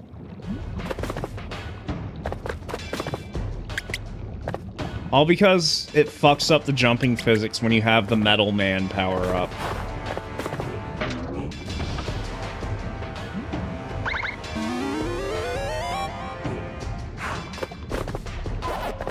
Whoa.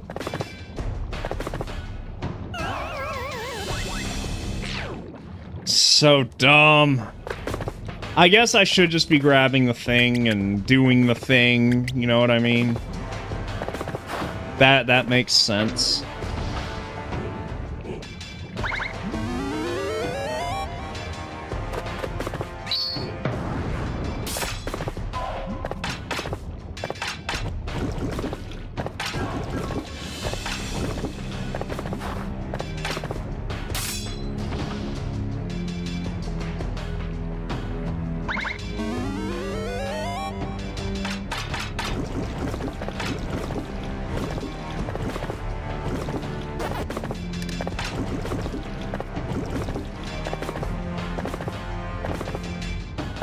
Okay, gotta be careful here.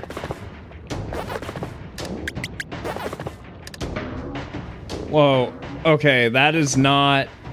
What the fuck? How do I get up there? Help? Help? Help? Okay. That works.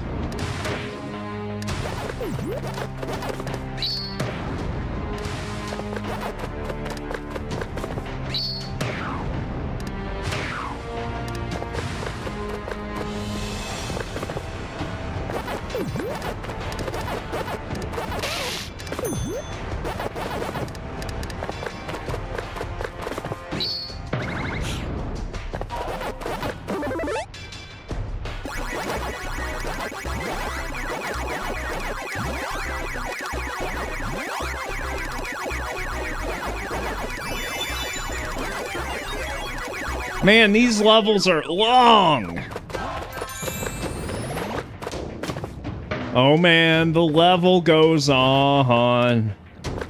Long after the thrill of playing is gone.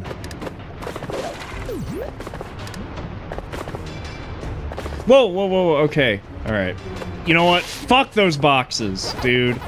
I'm not gonna fucking die trying to get all those fucking boxes when jumping on this is weird.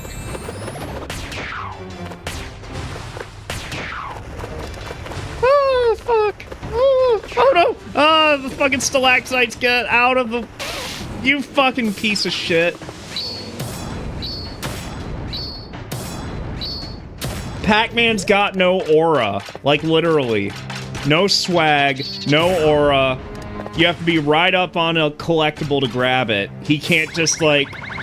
It can't just, like, float over to him with his aura.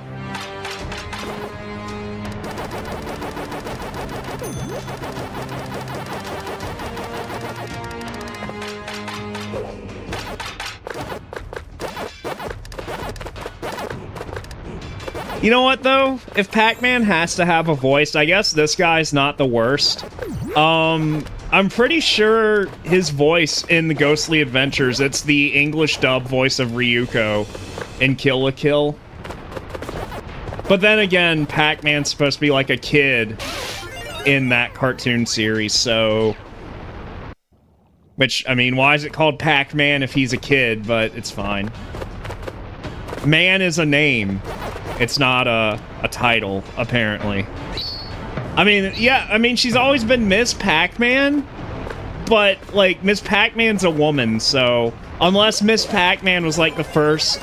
You know, no, I'm not making that joke, never mind. I'm sort of above that.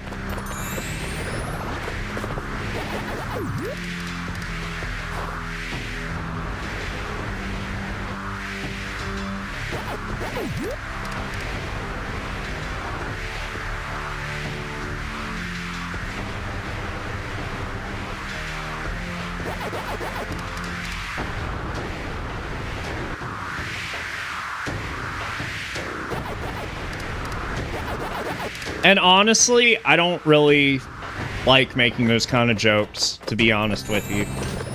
So, I really need to work on that.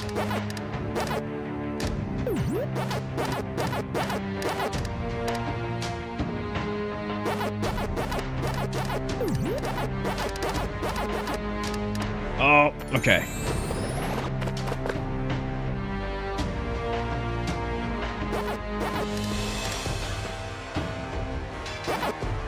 Whoa, whoa, okay. This part's really tough in the original. And, it doesn't seem super easy here either, to be fair. But hey, it's over, we got it. And I'm missing the melons, I think. Yeah, it's okay.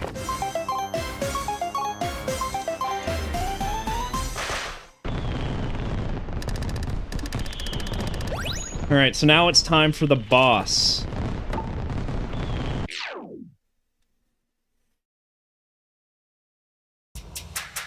I have not unlocked a single skin since the first world. That's okay.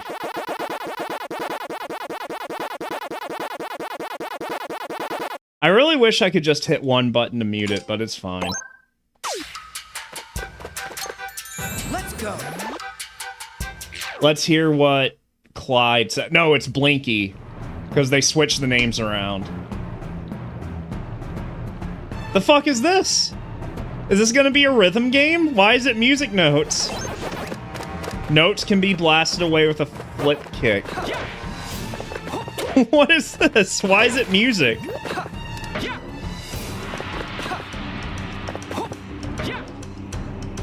There, the golden fruit. This is gonna be interesting.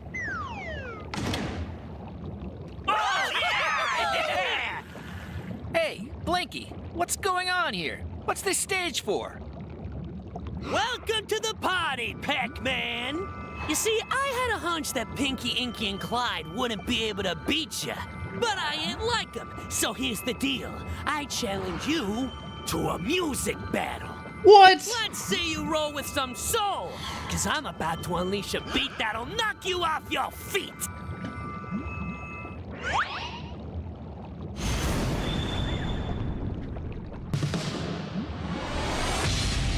What the fuck?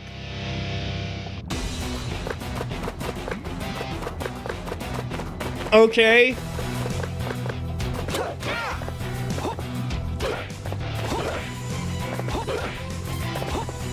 Alright, let's just hit the things. Alright. I thought I was gonna have to, like, I don't know, do some DDR shit. I thought this was gonna be like the final boss in the Simpsons game where you fight God. And you play DDR with him.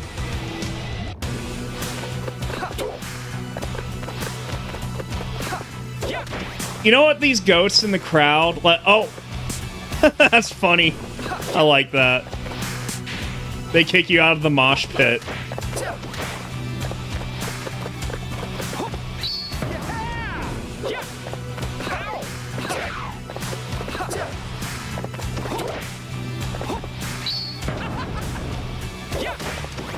Fuck, I was going off.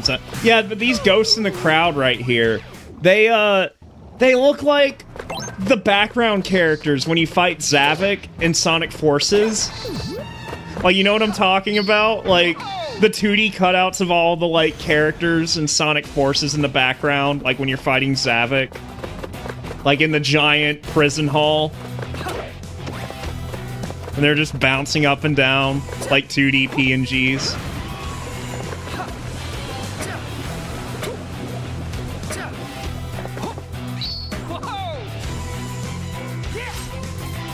Whoa! Oh, come on!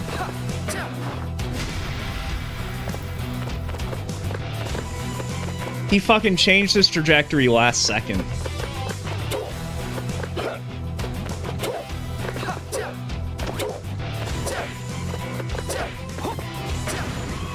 Alright, let's try that again.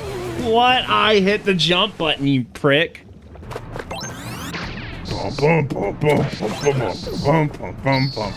At least the music's the same.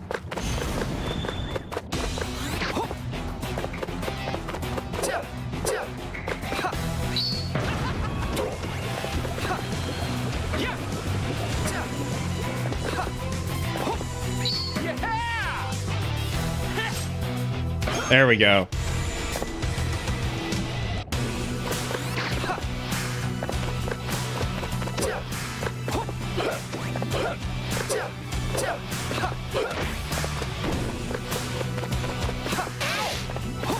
Okay, that was cheap. Fuck that.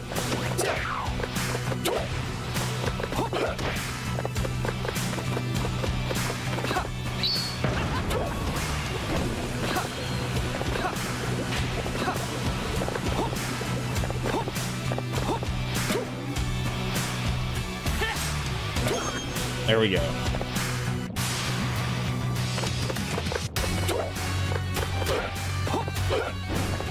This one I have to be a little more on my P's and Q's, because I don't think there's going to be a way to recover my health mid-fight. What? I kicked that away, you bitch!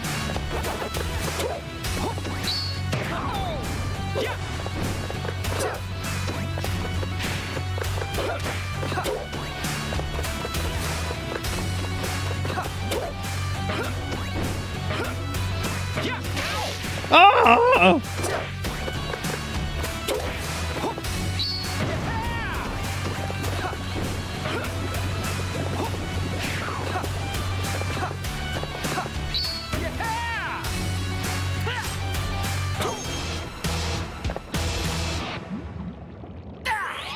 you're no slouch, Pac-Man, but this Spectre ain't spent yet. Y'all ready for an encore? Yeah! Yeah! All right, it's time to redline this bad boy. Let's see if you can keep up.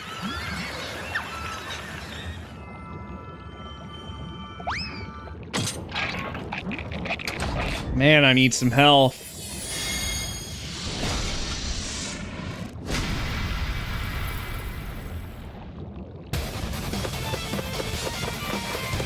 Oh shit, they've got their glow sticks out.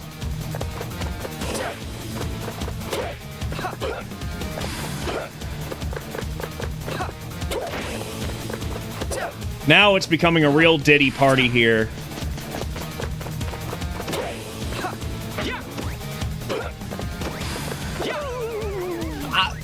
I kicked that shit! Do I have to do that all over again? Really?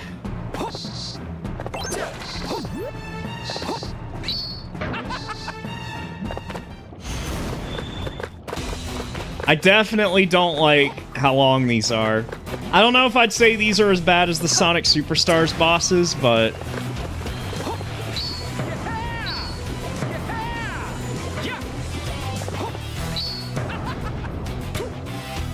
Actually, if I remember right, the original Pac-Man World 2, because the bosses kind of had different phases in the original game, and if you died in the middle of one phase, unless I'm misremembering, it would actually start you back at, like, whatever phase you were on.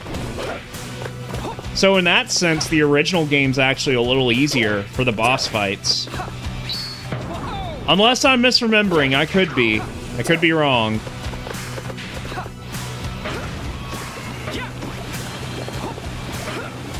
But I believe this was the case.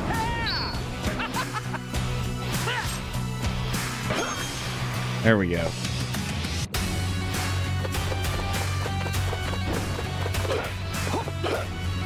I guess maybe I have to be facing the music notes for the kick to actually count. I don't know.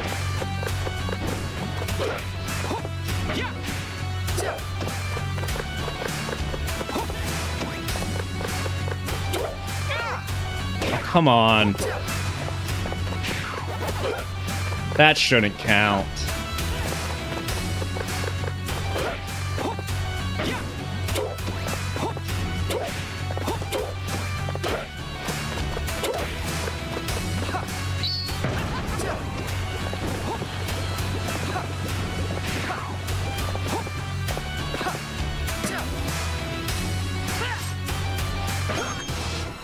All right, halfway through. Oh, you're no slouch.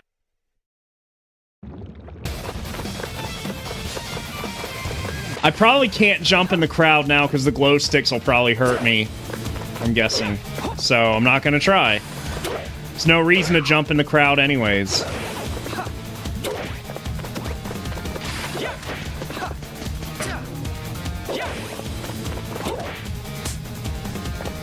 Okay, never mind. They don't hurt you. It's just cosmetic.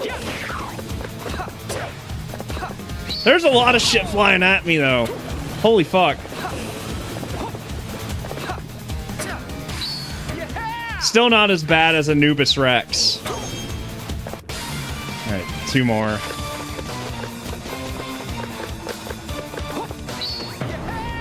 Gotta say, this music's kind of lame, though. Whoa, whoa, whoa, whoa, whoa. Okay. Right now, it sounds like bootleg, like Persona 5. What? What? Are you kidding me? I didn't even know you could fall off on that side. Why can't it be like Klonoa, where it just locks you in the plane? That's right. Is this the 3rd time I've died? 3rd time's the charm? I don't even know.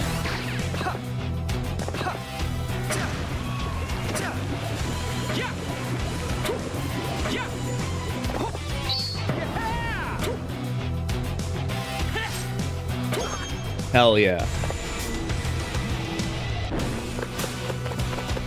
I guess I'll just use the D-pad so I won't be tempted to, like, go off in a different direction. So one thing to note about the kick move is that you can't do multiple kicks. Once you kick once, you have to wait until after you land to do another kick. So you can't just, like, keep mashing the button. You have to time it just right.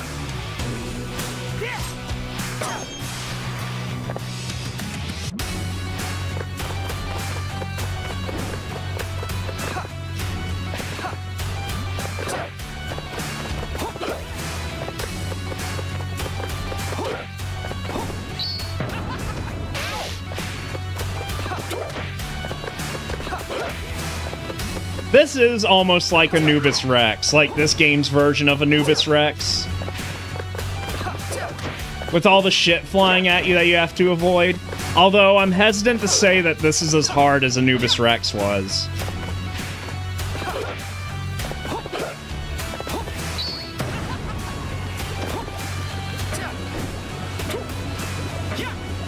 But yeah, right now I'm just using the D-pad. I'm not even using the analog stick, because I don't want to fall off the fucking stage again.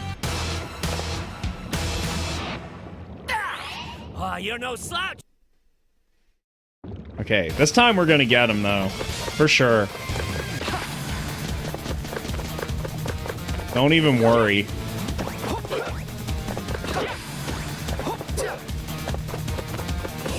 Oh! Oh! Ah! Okay. Go back this way.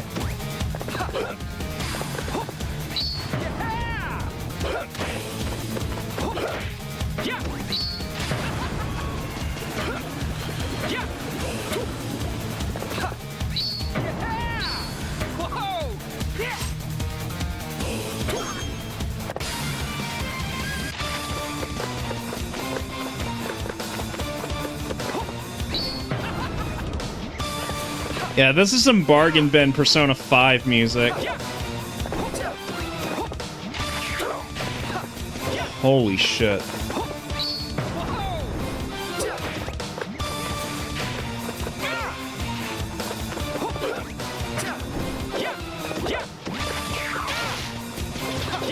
Definitely need to watch those webs. Ooh, please don't die. Whoa! Okay, I didn't think he was gonna shoot me. Famous last words. Oh my god, if I die right here. It's so over, bros, if I die right here. There's no safe state! Are you serious? Really? And I have to do that all over again? It's kinda... I really don't fucking like that.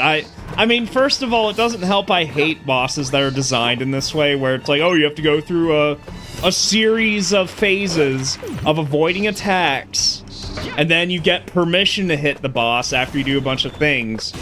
I really loathe this design. I guess it's not pissing me off so much in this instance because I'm not playing a Sonic game, but Sonic Superstar is actually really fucking... That was probably the worst case of that type of boss design. Like, I really don't think it's good design in general, but especially not for a Sonic game. Like, I don't know. I feel like people just don't know how to design bosses for platformers.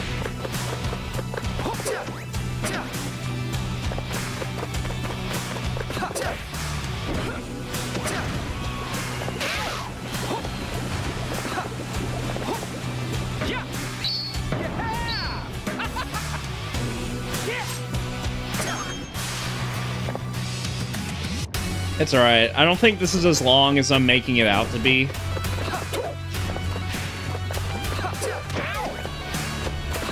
It's really hard to gauge the depth of, like, you know, when those music notes are gonna collide with...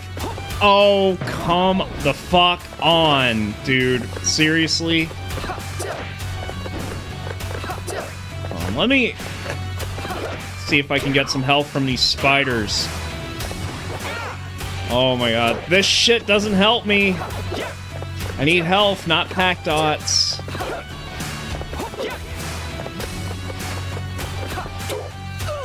What the fuck? I hit the butt bounce button. You fucking bitch. Like, I love that there's a slither of health right there, as if that's gonna do me any good before the boss fight starts. Like, what the fuck is that?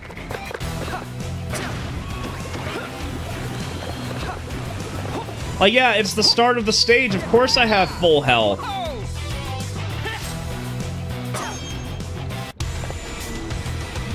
Oh no, I'm dropping viewers because people are tired of seeing me do the same thing over and over again. I have to do it this time.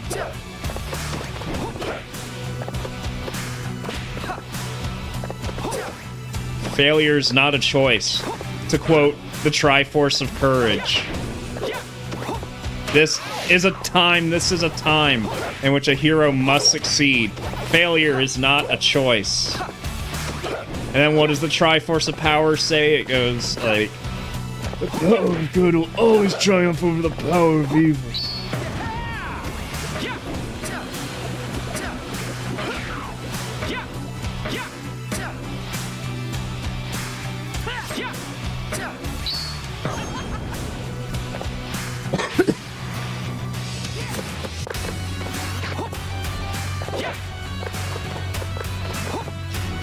All the pussies drying up. Chicks are like, you can't even beat Clyde? It's Blinky. I get him confused because in the original game it's Clyde, but here it's Blinky.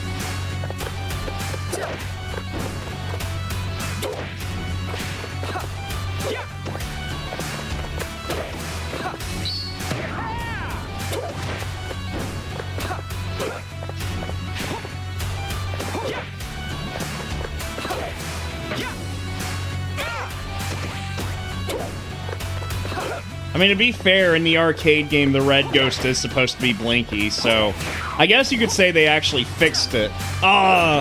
Finally! I don't know why it's, like, such a low rate for them to drop health points. That's really fucking... It's unfair, not fun fair.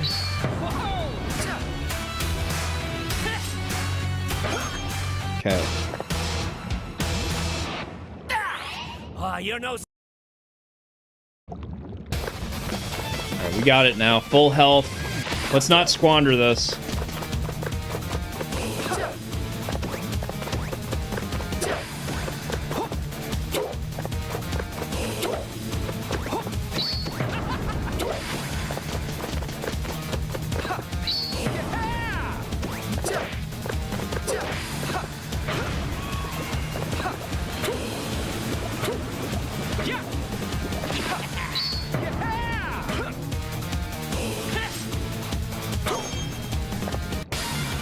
You're just like, no, that's fair.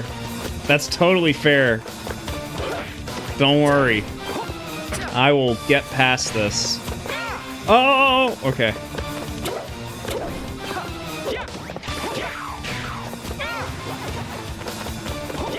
Okay, maybe not. Maybe not. Hold on. I can recover from this. Good thing that doesn't take health from you, the fucking spider webs. Oh, come on. That was... It's bullshit like that that's making this take forever. Because there's no way I could have reasonably reacted to that. That shit, that's the shit where it's like, oh, okay. And there was a potential health drop there, but the spiders just vanished.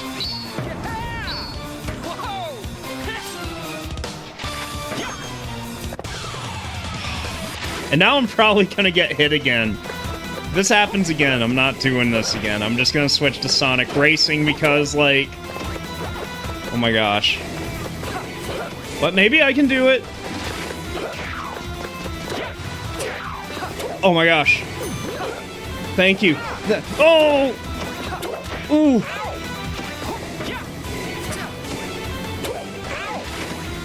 I actually have a fighting chance now. Okay, full health. Okay, okay, alright. Okay, sure. Yeah.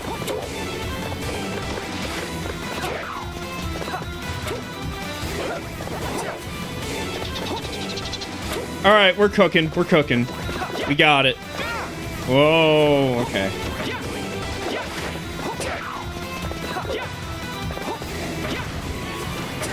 It's in the bag. We got this. That was a pretty 6-7 boss, but we're fine. We got it. We got the fries in the bag.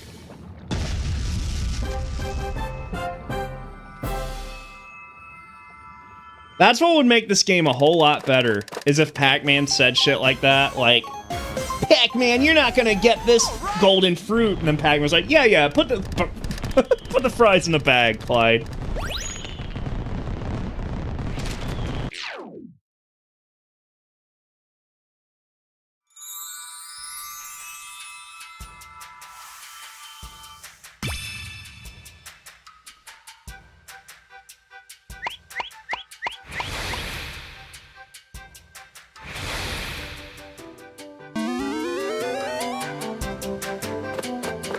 Alright, we got it.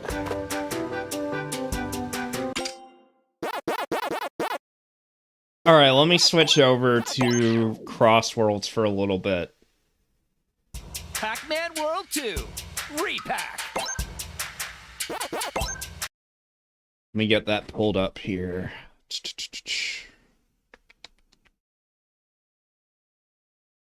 Here we go.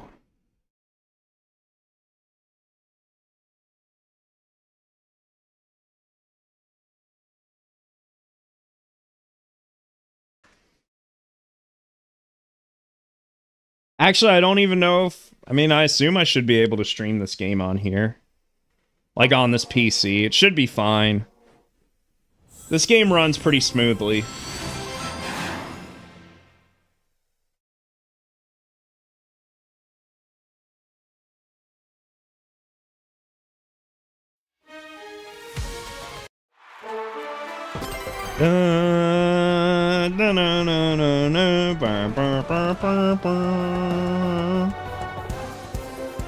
Oh, what's going on now?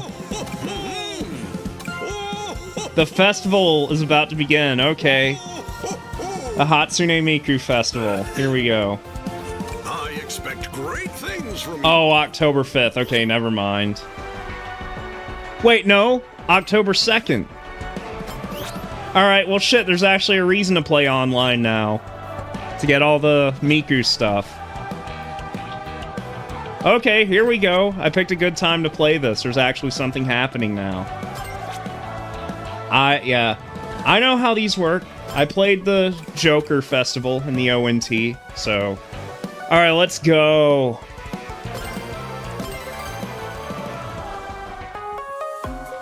And yeah, Sage is my main. I unlocked the alternate skin for her, so...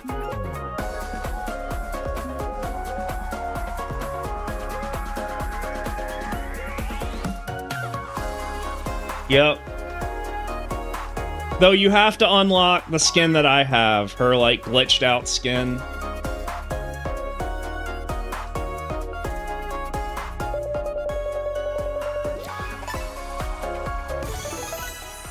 Greetings.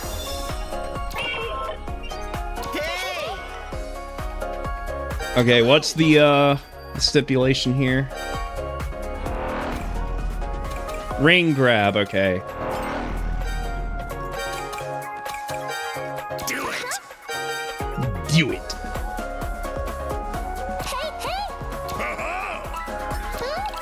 Greetings.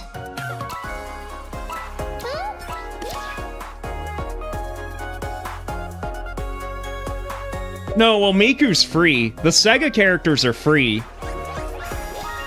See, I didn't buy the DLC, but you get, like, Miku, the Yakuza stuff, the Persona 5 stuff, all that's free. It's just, it's not out. It's not all out yet. Right now, the only thing that's out is Miku.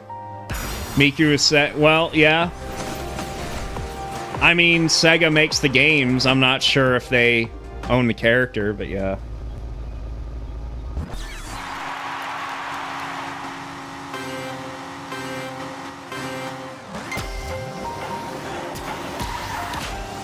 Alright, so we gotta focus on grabbing as many rings as possible if I could do that. I'm not doing a good job at that, so holy shit. Everyone's going fucking crazy.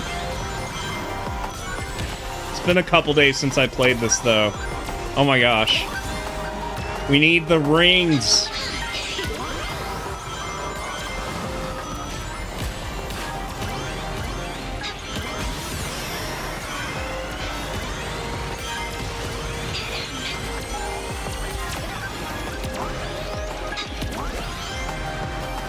Oh, no, no, no, don't fall off. Damn it.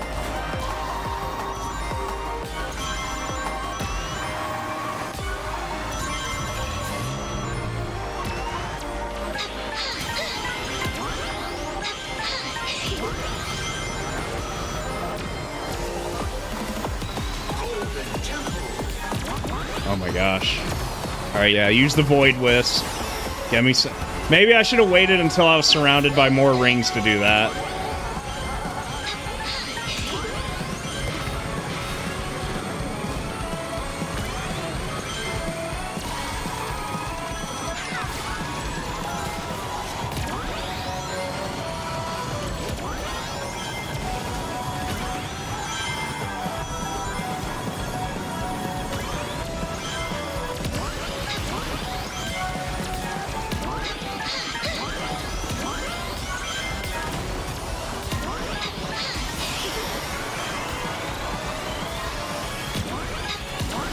I don't even know what fucking track is this. Hell yeah. Got it. Oh no! I lost half of my rings! No, no, no, no, no. No.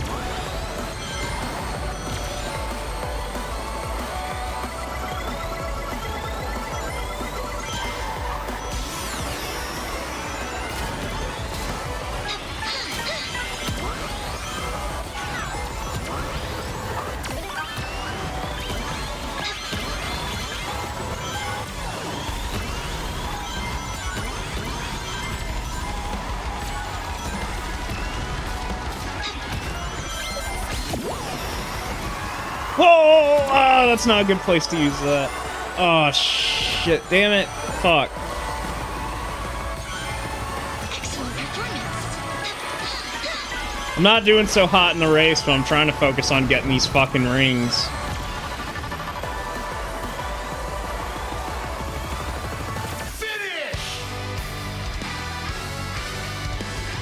I'm supposed to be better than this. Whoops. Okay, but did we win?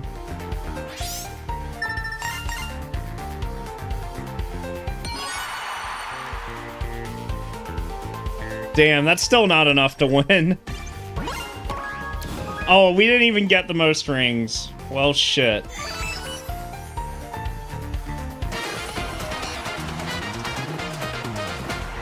I guess second place is okay, but, I want first.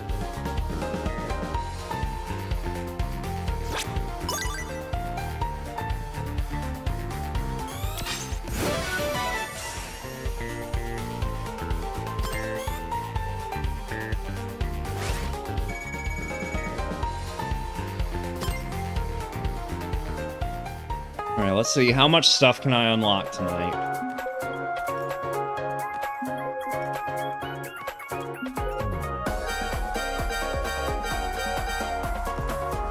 So at the top of the hour, it's just gonna be like a tap boost race.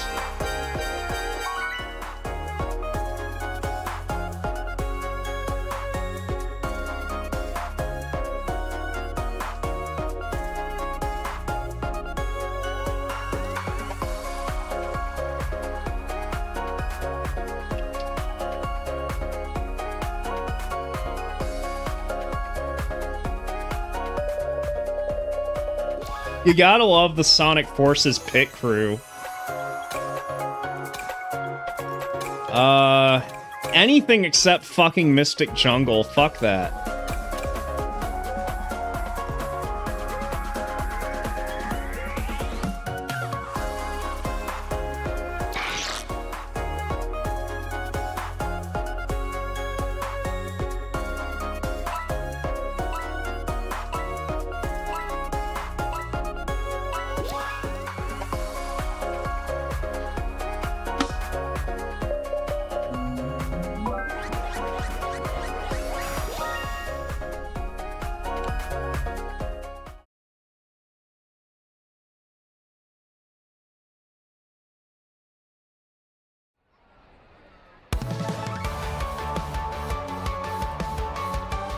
Alright, let's see if we can win this time.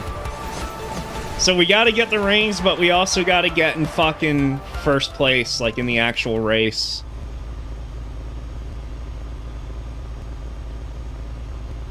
So, let's try and go for that.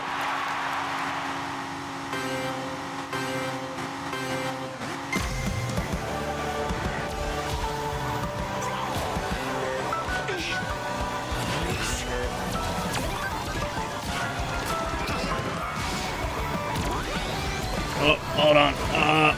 Rings! Give me the rings.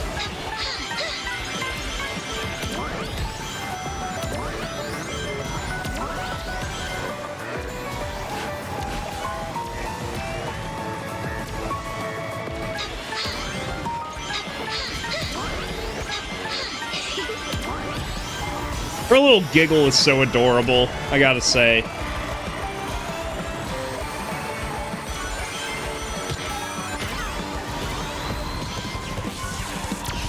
Sweet.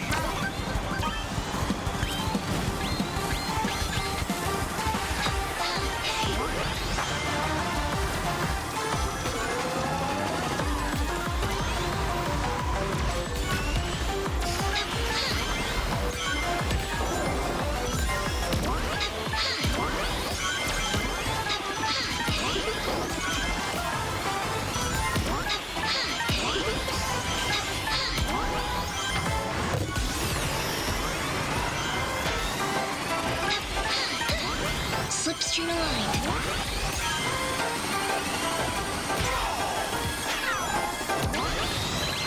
Oh, come on. Hate that shit.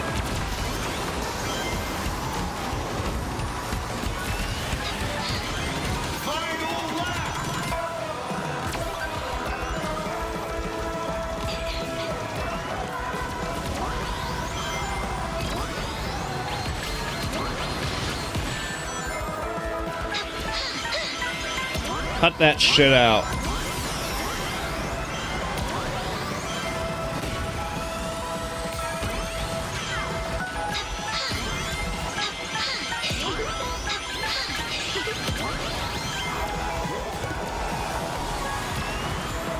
Oh, damn.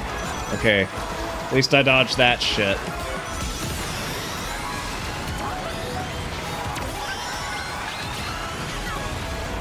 Aw, damn. How are we gonna do here? It could be anyone's race.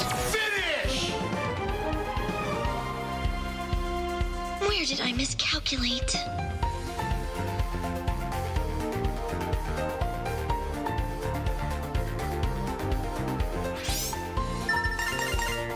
Okay, but...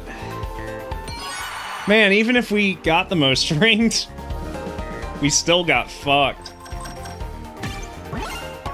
Yeah, damn. Second is for losers. If you're not in first, you're the worst.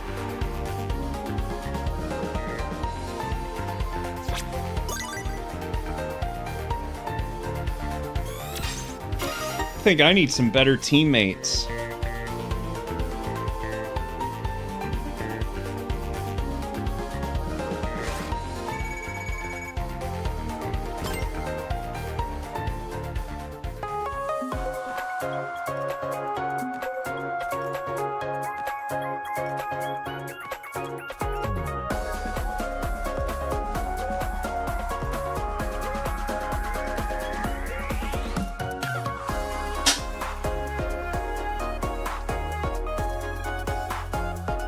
I really wish, like, the Sega characters had their own tracks, though. I don't think that's going to be the case.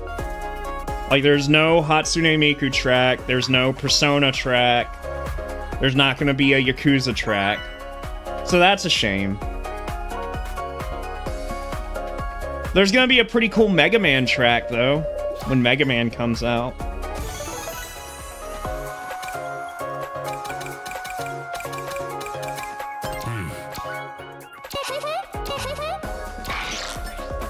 Greetings. Do it. Why does Shadow... He just sounds like Season 1 Mr. Burns. He's like, I said do it. Now do it. Do it. Do it.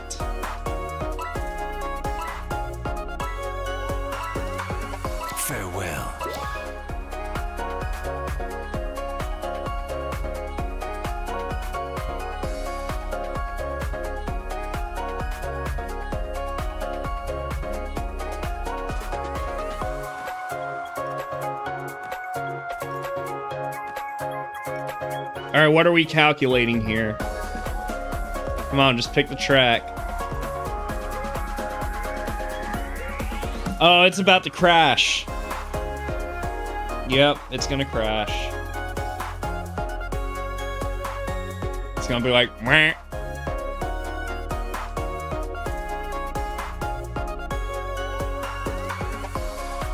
Come on. Come on. Oh, no, there it goes.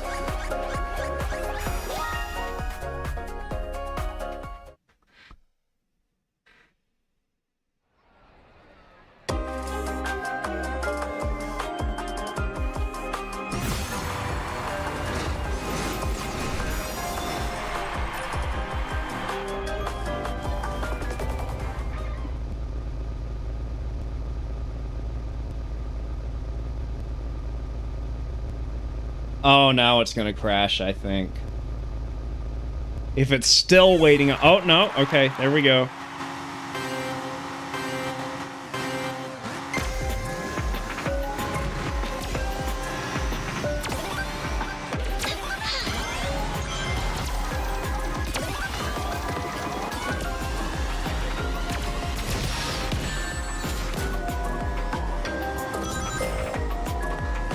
Damn.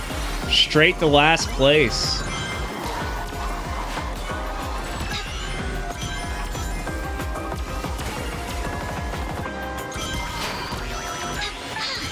Boing.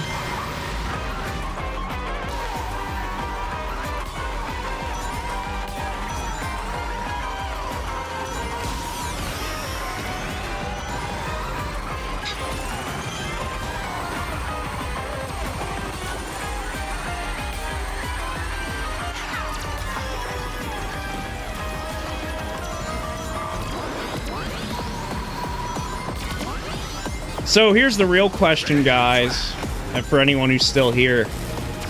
How many guys do you think had to get fucked by Emmy Jones to get this game made?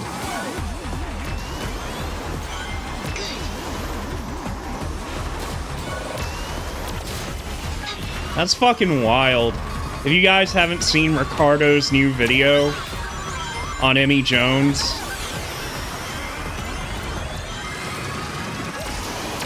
I thought people were just being kind of mean and incel-y with her. Like, when people kind of made fun of her, I kind of thought it came from a place of being an incel, usually. I didn't know, like, you know, how depraved she actually was. I was kind of ignorant to it. I know she doesn't like me, Emmy Jones.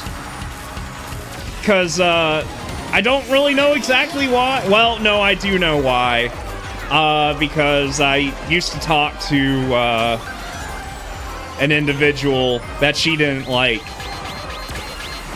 But I don't think I ever said anything, like, I've never liked Emmy Jones, but I don't think I've ever said anything, like, you know, inflammatory about her, like, publicly. I think it's just because I was talking to somebody that she didn't like years ago. I won't say who it is, but it is someone that was mentioned in Ricardo's video that he made on Emmy Jones. So that's why I'm not gonna bring up this individual.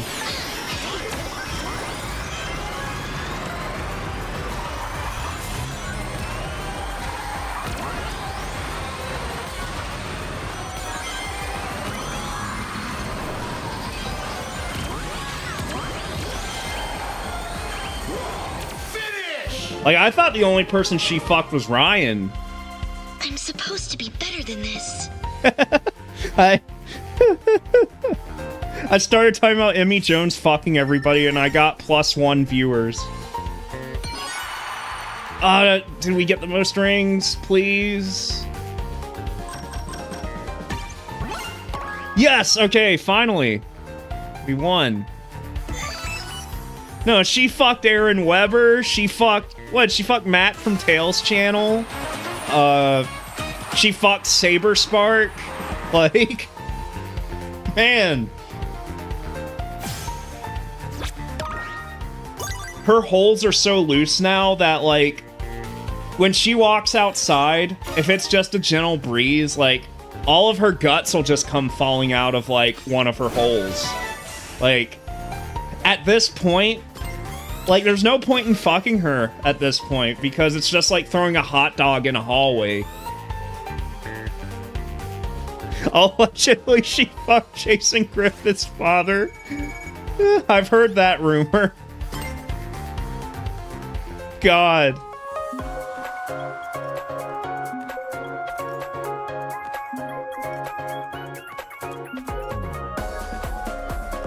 Yeah, no, it's like, but I've never really said anything inflammatory. I guess it's because, like, I think, again, it's mostly that I used to talk to, another voice actor in the Sonic community that she had beef with. It could be that. It could also be my ties to Balish, because Balish used to make fun of her a lot. I don't know, it's one of the... I just remember seeing one day randomly she had me blocked, and it's like, I've never interacted with you ever. Both her and, what's her name? Ceci, or whatever her name is. Ceci had me blocked, too. And I didn't even know who that was. I just remember seeing her account one day, and I was already blocked.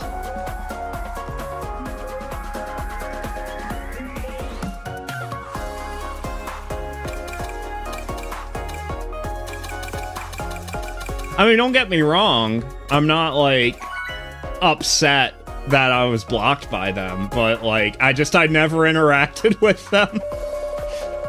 It's always weird when that happens.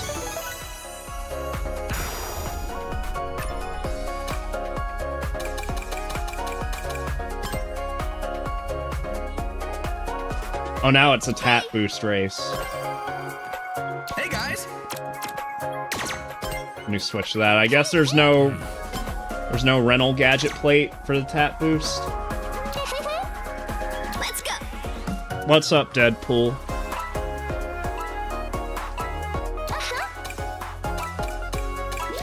But no, the craziest thing to me, I didn't know this before watching Ricardo's video, but I had no idea that T-Lopes was basically a pedophile. I'm sorry, can I say that on YouTube?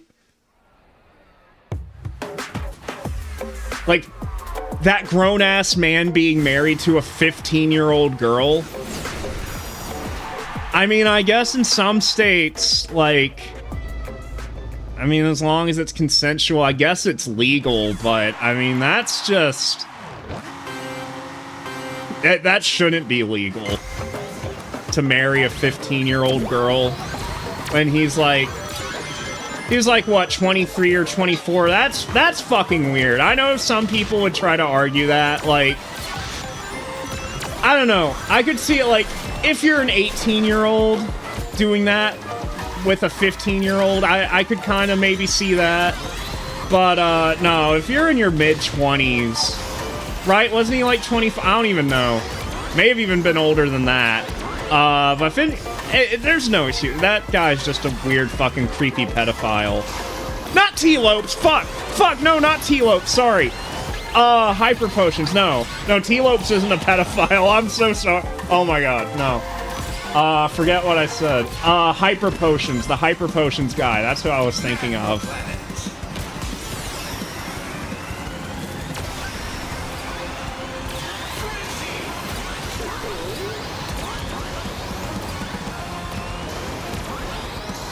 Shit, now I feel bad. Nah, T-Lopes seems cool, as far as I can tell. Oh, damn it. Now I'm, like, losing the race, because, like... I'm not focusing. I'm all flustered now. No, I got confused with T-Lopes, because, Hyper Potions made, like, the opening song for Sonic Mania.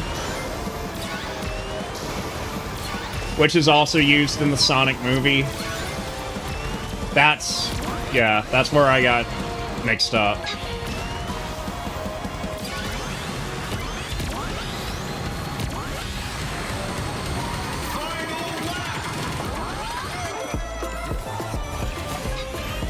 But I know where I was going with that was fucking, the little 15-year-old girl. She was supposed to work on, like, that Sonic project.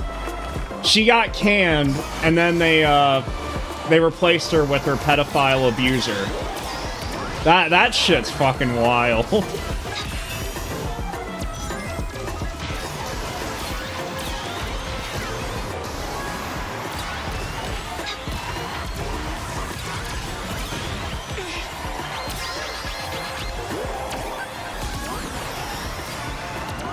Try accelerating.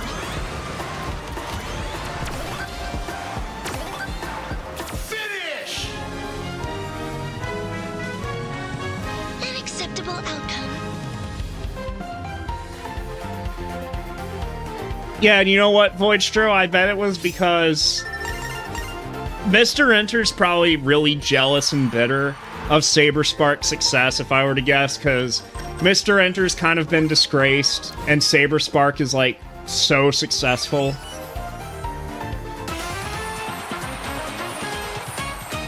So, you know, when Emmy Jones first put out that accusation, I bet Mr. Enter was like, haha, this is a way I could get a leg up on Saberspark.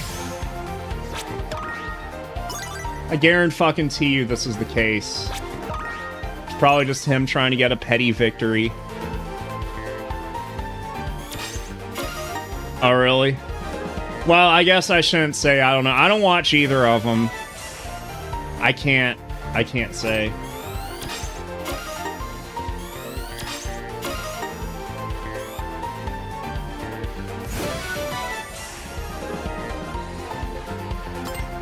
All I know is that, like, Saberspark seems to get a lot of shit for no reason. And it's just because people, I assume, just don't like his opinions he has on cartoons. There's a lot of people that have accused him of things like sexual assault and stuff like that. Just because, I don't know, maybe he had the wrong opinion on Steven Universe or My Little Pony or whatever the fuck. These cartoon fans are so fucking, like... God, it's crazy. Oh, okay, I see. Because, I mean, I watched the video, but I kind of had it on in the background. I didn't pay super close attention to it. It was just kind of background noise to me. I was just kind of basking in the Schadenfreude. Let us commence.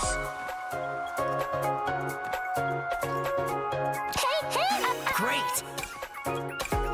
Which, you know... Maybe I shouldn't do that. Hello.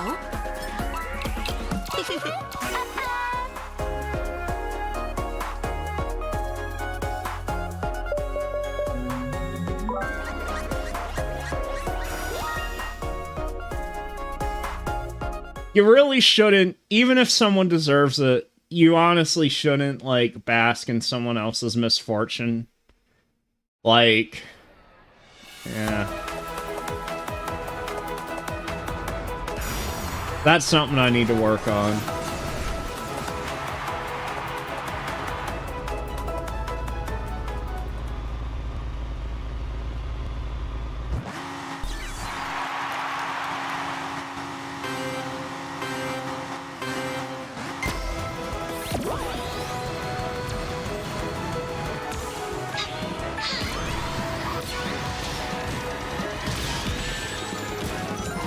Why does this kind of sound like the Pokemon Center music?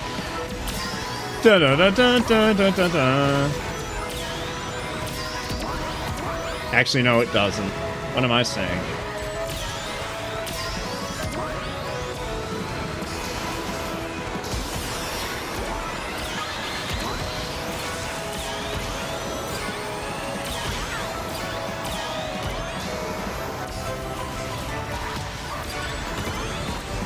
Yeah, and that's... I mean, I guess maybe some of those concerns are valid if you're hanging around a bunch of creeps, but, I mean, the reality is, like, on a grand scale, most normal people are gonna see just being an adult man watching cartoons, especially if you're doing that for a living. Most people just see that alone as being creepy, so it's like, you know...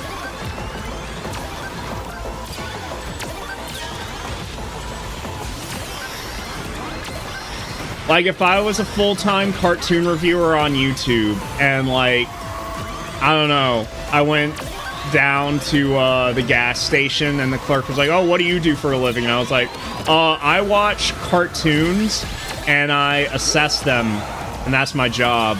I would probably be seen as a creep by that individual. But, you know, in reality, there's nothing wrong with doing that, you know?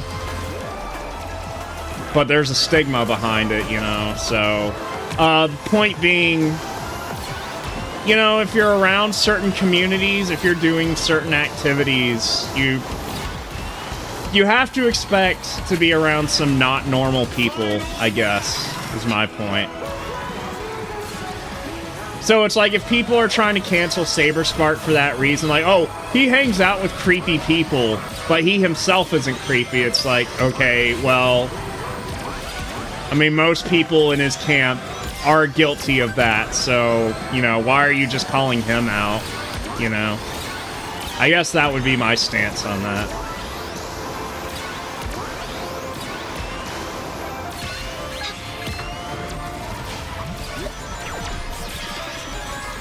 But I guess it also depends on the severity of it. Like,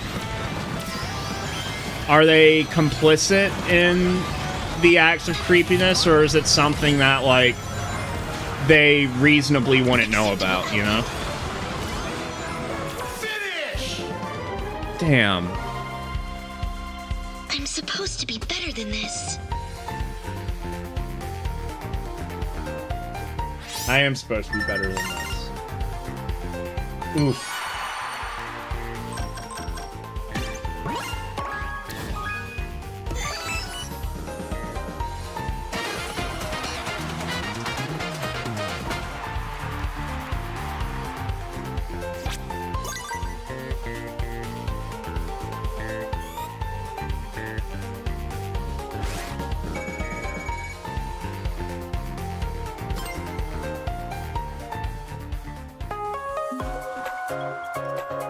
Yeah, I gotta start winning some shit.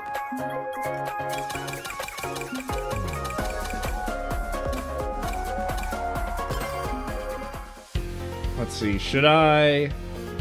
Yeah, see, can't play as any of these yet.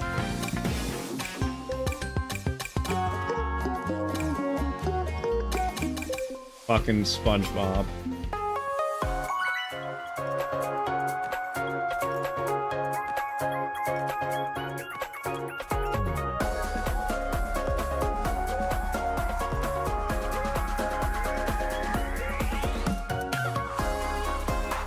Fucking, yeah, that's right. There's gonna be Minecraft too. Except, like, there's gonna be no voice acting again, so, like, you know, when you run into a wall as Minecraft Steve, he's not gonna go, ooh. So what's even the point?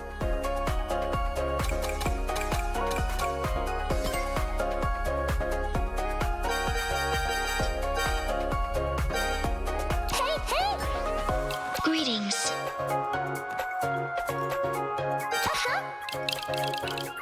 I am Steve. Mints.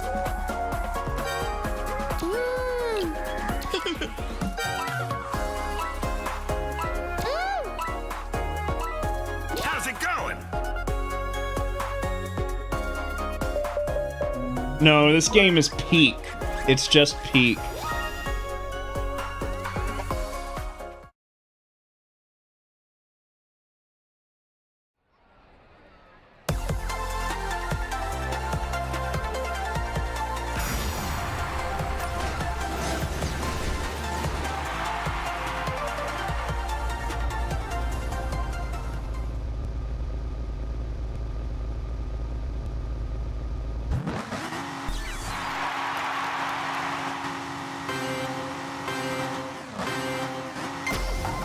Yeah, but I wish the Mega Man DLC would have Roll in it.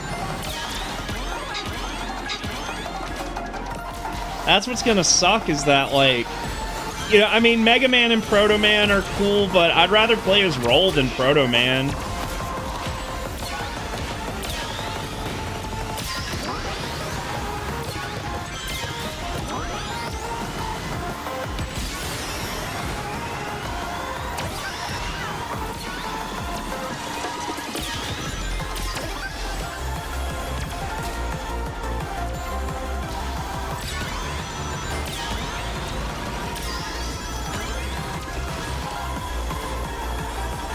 But you know what? I think... Didn't they recently put Roll in Robotnik's Ring Racers?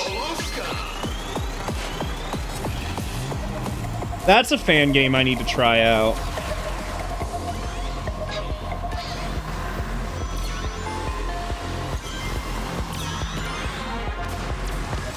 That game has always looked like super fun to me, but I've yet to try it. And it's free, so why not?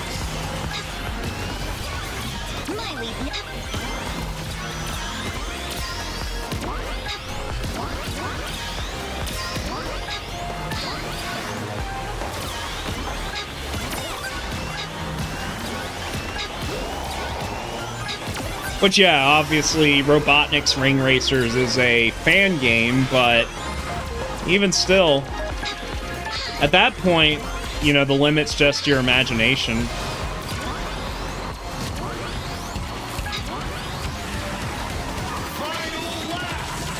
Hell, you could put Mario in Robotnik's Ring Racers. I bet somebody has.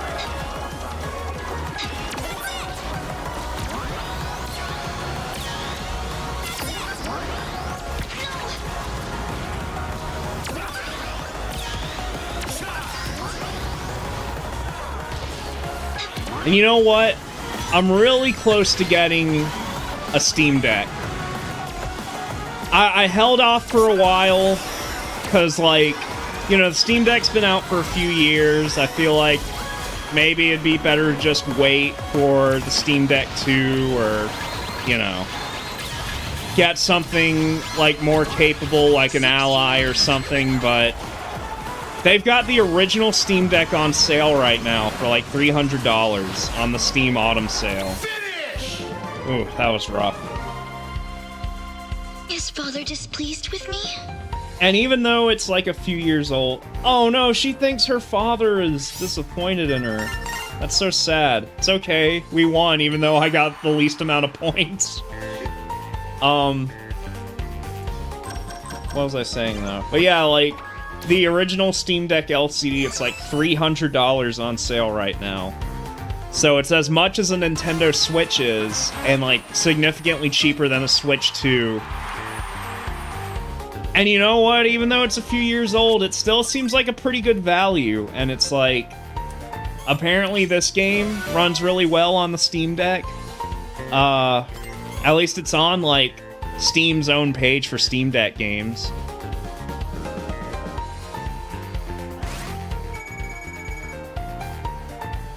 And I have a lot of indie games that would play perfectly fine, even on the OG Steam Deck. Like yeah, I would rather have the OLED. Because obviously OLED is like... It's really hard to go back to non-OLED once you've seen an OLED screen. But, you know, it's a $200 price difference at that point, and I just really... want to have something where I can access my games in bed. And I can kind of stream games from my phone, although, like, ever since I upgraded my internet, they gave me their own router, so I have to use the router that they gave me, because it's, you know, it's fiber optic, it's completely different than what I had with Xfinity. And, like... So what I used to do was I used to have a controller, well I still have it, that I connected to my phone, and I could just stream games from my PC onto my phone, and that worked fine with the router that I had before. But for whatever reason, this router I have now through Brightspeed, like it works fine, like using the normal internet, but when I try to stream games from my PC on my phone, it's just stuttery and weird. So... if I want to play PC games in bed, I need an actual device to, like, run them natively now. Which... I could, like... I mean, for the same price, I could get, like, a Retroid Pocket 5 or, like, an Ein Odin or something. They're Android gaming devices, but they're coming out with apps for Android that let you actually play PC games natively. And they've got games like, I mean, obviously the Hollow Knight games play pretty well if you have a powerful Android device. I've seen even Persona 3 Reload can run pretty well. Now you have to crank the resolution down to something like 480p, but I mean, if you're playing it on a smaller screen, you can typically sacrifice a lot of resolution at that point. So I don't know, it's like... Obviously, a Steam Deck is more capable. So I'm torn between... For $300, I'm torn between getting that or a higher-end Android gaming handheld. Or I might just keep holding off and waiting because, like, you know, I really shouldn't be spending money on stuff like that.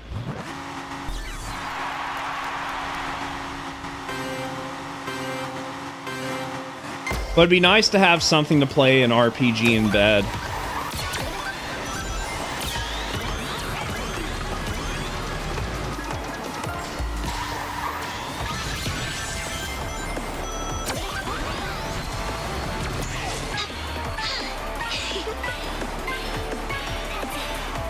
So I don't know, I gotta see how long the... Does anyone know when the autumn sale ends for Steam? Because if it lasts like all month, I may just wait until I get some other stuff paid off.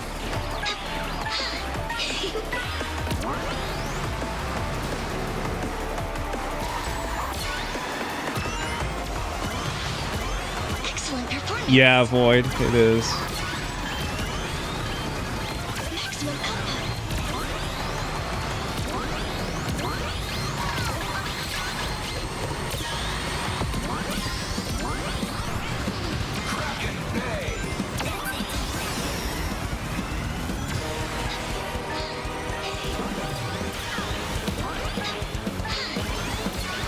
You'd regret not... Well, but the OLED's $500. And right now, the LCD Steam Deck is $300. I think... I don't know, it's like... But I have an OLED TV in my living room, you see. So it's like, if I really want to play a game and, like, you know, have the top-of-the-line visuals, enjoy, like, the OLED technology, well, I have an OLED TV in my living room that I can play on. You know? Acceptable output. So I feel like I don't necessarily need an OLED handheld. But it's not just like...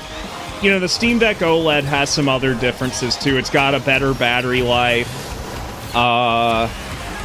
It's got a 90 hertz screen on it, which, I don't know. I would rather have a...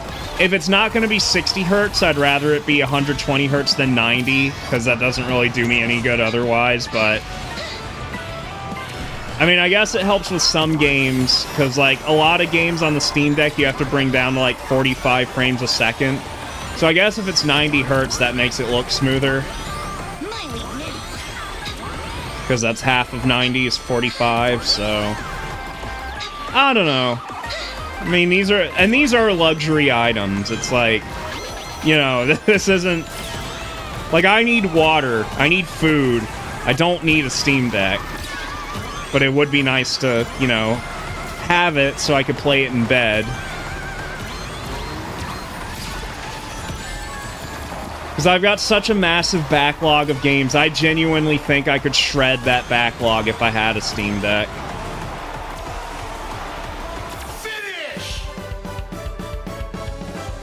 Yeah.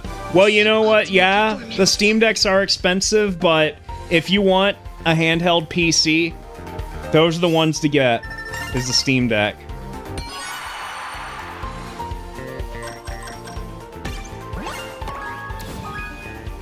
Because the ROG Ally is probably the next best choice for a budget, but the cheapest ROG Ally is $600. And then there's, like, the higher-end one that's $1,000. So that's your next best option is the ROG Ally. So I feel like for dollars to performance, the Steam Deck is still going to be your best bet. It's just, again, Steam Deck, it's not Windows, it's a Linux-based operating system. And the Ally is Windows-based, so...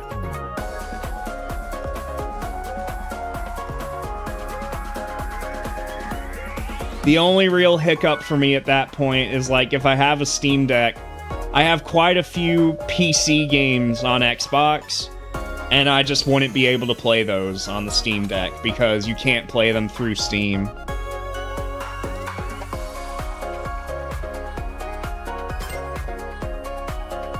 You can play, I think you can play like GOG games, and if you have games on the Epic Games Store, I think you can play those on the Steam Deck if you use something called the Heroic Launcher, but that doesn't work with Xbox.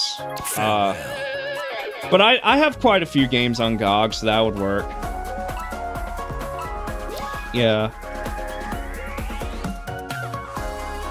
Though, I mean, you can put Windows on the Steam Deck, obviously. I mean, it's just like a little PC that you hold in your hands. That's what it is.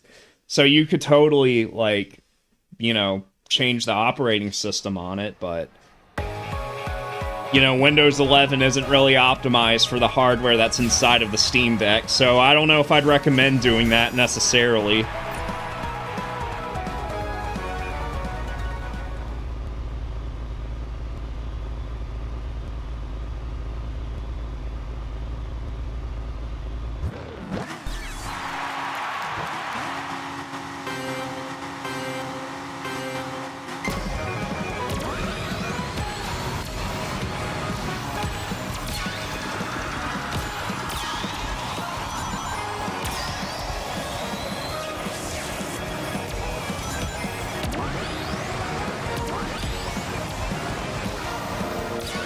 But you know what? If you don't have, like, any handheld gaming device, I think that's the one to get, is the Steam Deck. Fuck the Switch. Fuck, any other PC handheld. Just get a Steam Deck, bro. Because it's not just about PC gaming, it's also, like, the emulation, too. That thing, you can emulate up to the PS3 on the Steam Deck. So, you've got, like, so many games you could play, basically for free, on the Steam Deck at that point.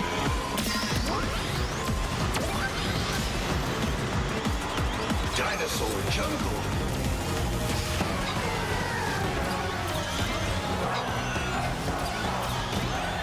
And don't get me wrong, I have my little Retroid Pocket Classic, and that thing's fantastic. That's got a little OLED screen on it, too, but, you know, that's more for, like, 8 and 16-bit machines. Like if I want to play a Game Boy game or something like that, or an NES or Super Nintendo game, yeah, that's a perfect device for that.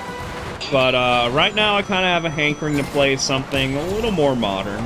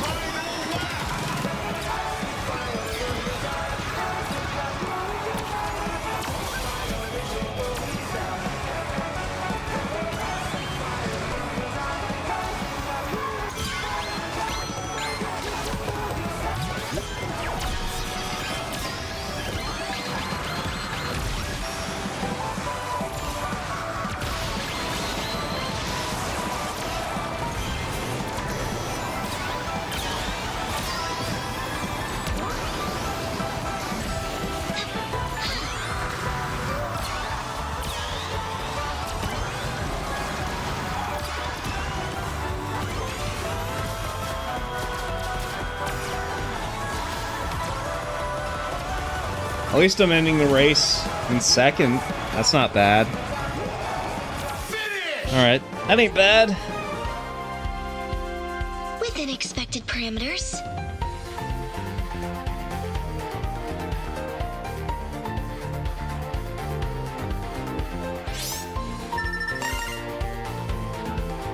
Yeah.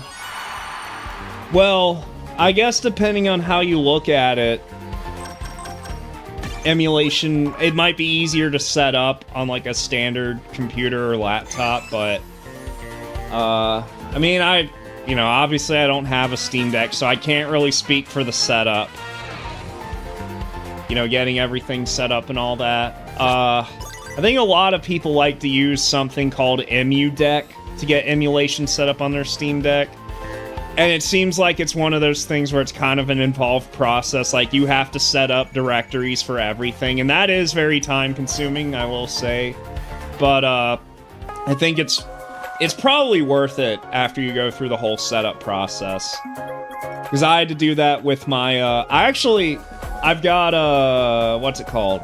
Emulation Station. I have that set up on the PC in my living room.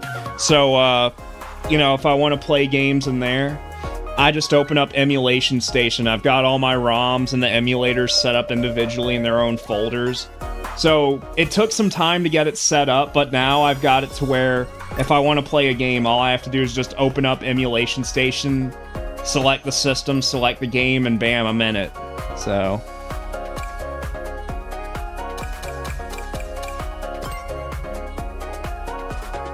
But, you know, some people, you know, they'd rather just download something like SNES 9X and then just download a ROM file, open it up, and, you know, hit open ROM and just do it the simple way.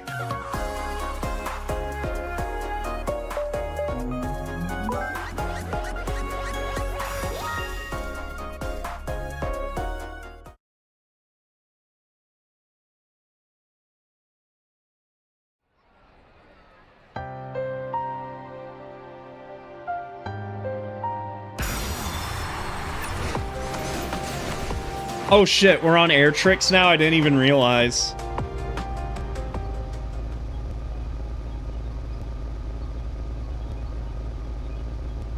Yeah, and I will say, like, RetroArch, it's not always easy to navigate the user interface.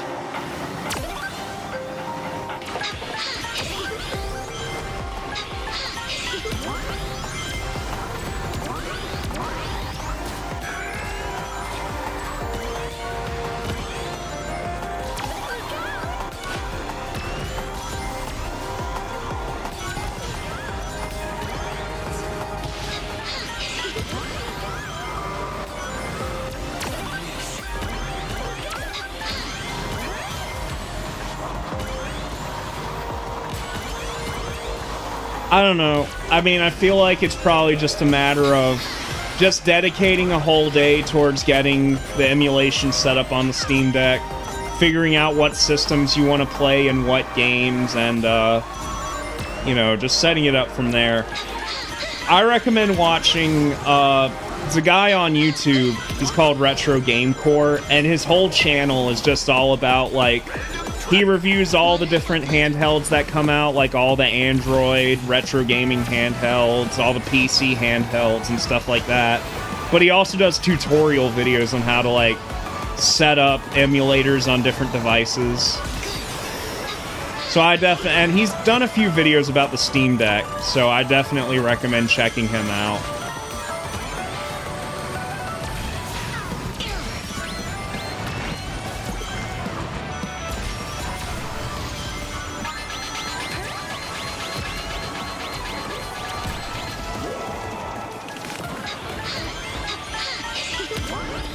Link, I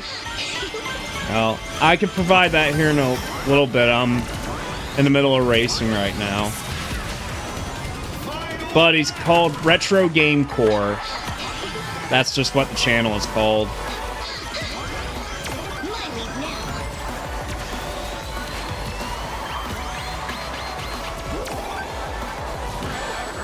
Oh my gosh. I got fucked by that ghost.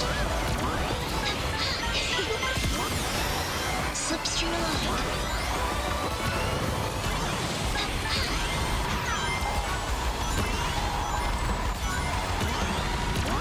I will say it's probably... Apparently the Steam Deck can emulate the Switch as well. But it's probably harder to figure out how to get that set up, to be honest with you. I mean, Switch emulation, it's not that difficult to figure out, but the problem is, like, a lot of the Switch emulators, like, they've officially ceased development, so you gotta be careful when you're, you know, downloading Switch emulators, especially if you're trying to download Switch games. Supposed to be better than this. Like, it's very easy to get viruses if you don't know what you're doing.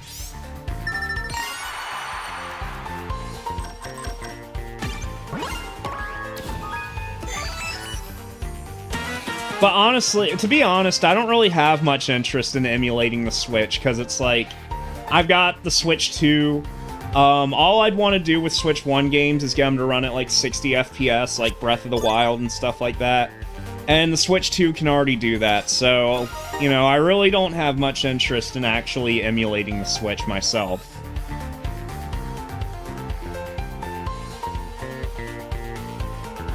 And I don't condone pirating games that you can currently buy. I think, like, if there's a game available on a modern platform you want to play it, I think you should buy it. I definitely don't condone stealing.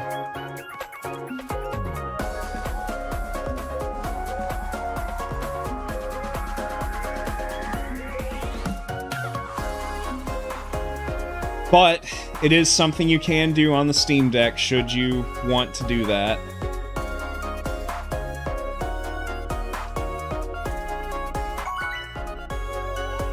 I actually, a couple weeks ago, I did soft mod my original Switch because I still have it.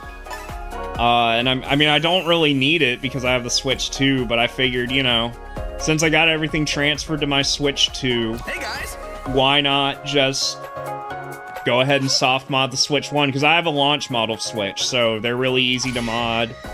But you know, Hello! like I tried putting Linux and everything on it, because you can run Dolphin on the Switch, but there's not like a Switch version of Dolphin, if that makes sense. Like, there's a Switch version of RetroArch you can get, and it can play up to PS1, like on the Switch firmware. So if you want to, like, play PS2 games or GameCube games or whatever, you have to install Linux. And that's really, like, I don't know. I didn't really have a good time doing that, because once you get Linux installed, it's not exactly intuitive to use it with the Joy-Cons and everything. And you have to, like, plug up a mouse and keyboard and everything, and I don't know. I just wanted a way to play, like, Wii and GameCube games, like, on a handheld. Like, whatever games I wanted, not just the drip-fed games on Switch 2, but you can do that with the Switch 1, but it's a little bit... like, it's not the most intuitive thing in the world. You can also put Android on the Switch, which I haven't tried, because, I mean, I was told that Dolphin performs better on Linux than it does on Android, like on the Switch, so that was the route that I went, but I've been having a lot of issues with Linux on the Switch. Like, certain drivers didn't install correctly, and I don't know, Android would have definitely been easier.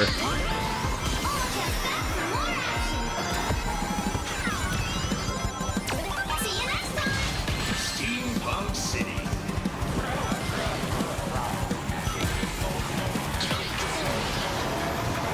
And the thing about Linux, you know, and I've messed around with Linux a little bit, like when I was a kid. A lot of the, depending on what Linux distribution you have, it might have its own, like, dedicated app store where you can download a lot of the programs and the emulators that you would want. But if there's an app that's not available on that, then you have to use the command prompt to install everything. And it's been so long since I dabbled in Linux, I kind of forgot how to use the Linux shell, or command prompt, or whatever it's called. So I'm like a fish out of water at that point.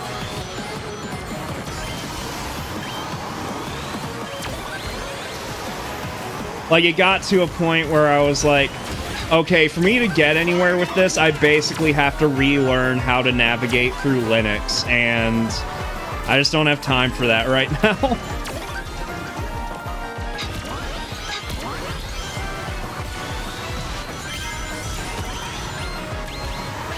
And I don't even remember the name of the distribution that's made specifically for the Switch. Because the one I used a lot when I was younger was Ubuntu. Which I think that's probably the one most people have messed with in regards to Linux, because it's the easiest, like, you know, it's the easiest one.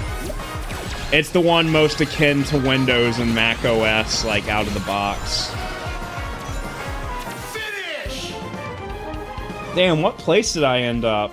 Suboptimal performance. Yeesh. I only did 4 air tricks and that. Oh no, I did 24. Alright, we won. Switch light. Yeah, the switch light's kinda... I mean, there's some pretty cool mods people can do to the switch light, but it's not easy to do. Like, I've seen people mod it to, like, put an OLED screen in there, and then you gotta put in mod chips if you want to actually, you know, do cool things with it. But I don't know.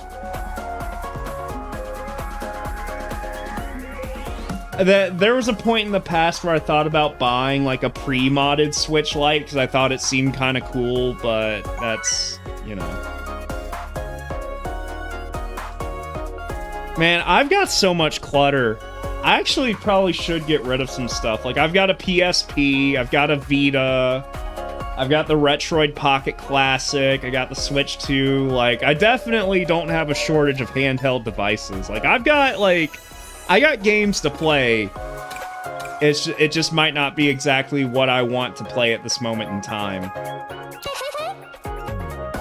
To be honest with you, like, the game I'm most interested in playing right now is Persona 4 Golden. And I could play that on my Vita. Like, I have it ready to go on my Vita. I've got the original, like, the OLED screen Vita, so it would look nice. And, you know, I could play it in bed. So, by all intents and purposes, it, you know, it would be a pretty decent way to play that game, but I still kind of want to hold off and play the PC version of it, because it's like, if I got a Steam Deck, it's like, I could play some in bed, and then, like, later on, if I wanted to get on my computer, I could play it there, and the save file would sync up. Because that's something I'm kind of obsessed with now, is having everything synchronized together. Because that used to not be something you could do. You used to not be able to, like, each device was its own thing. So, if you wanted to buy a game, you had to really decide what device you wanted to play on, you had to dedicate to that device. But now, with the world of cloud saves and stuff like that, we don't really have to be tethered by devices. We can have multiple devices and have synergy between them. So I've been messing around with things like sync things. So I actually have, since the Retroid Pocket is Android based, I've got like a program called Sync Thing that syncs my emulator saves from my 2 PCs to that handheld. And it works seamlessly. It's perfect. It's just, like I said, you can't really play anything on that other than, like, you know, 8 and 16-bit games and PS1 games that don't need the analog sticks. But, you know, who is spamming that button? Come on! I wish I could do that with my phone as well, but I have an iPhone and Sync Thing doesn't really work with iPhones. Let's go! Later! If I had an Android phone, I could do it, but I don't really want to go back to Android. But if I had a Steam Deck, you know, obviously with the Steam Deck, you have Steam Cloud Save, so it's going to synchronize, like, your actual Steam games, like the save data on it. But as far as the emulation goes, I could put Sync Thing on the Steam Deck and synchronize my emulator saves there as well. And it's like, at that point, it doesn't matter. I could play on whatever I want to, and it's not going to hinder my progress on anything. Like, I don't have to worry about being like, oh, I wish I had started playing this on my PC. Because it's like, it doesn't matter. All my data's the same.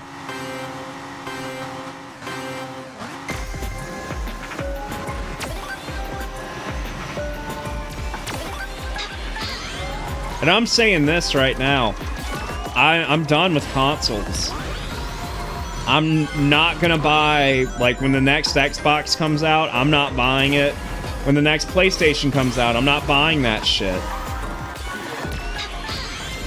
I mean, there's, you know, consoles are dead. They just are. I mean, the only thing hypothetically that would get me maybe to buy a PS6 or the next Xbox is, you know, personally for me, and this wouldn't happen, but I'm just saying this is what would get me to buy one, is if Ubisoft was like, oh, Rayman 4 it's only going to be on PS6, or it's only going to be on the next Xbox as a console exclusive, never coming out on anything else, never coming out on PC. At that point, it's like, okay, well, I guess you got me. But that's not going to fucking happen. I mean, PlayStation might have, like, 1 or 2 pretty cool exclusives that I might miss out on, but you know what? I'll live. Like, Astrobot's a really good game on PS5, but, you know, if I didn't already own a PS5, I wouldn't have gone out and bought the system just for that game, you know?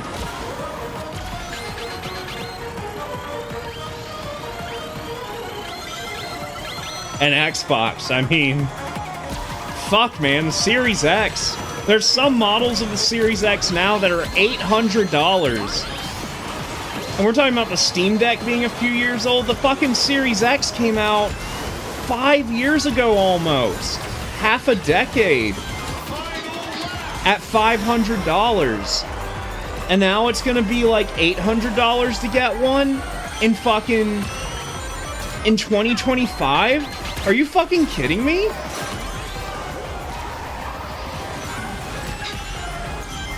And that's just a waste of... It really is just a waste because, you know, as powerful as the Series X might be, games can't really take advantage of it anyways because they have to be made to work with both the Series S and the Series X, which the Series S has limited RAM.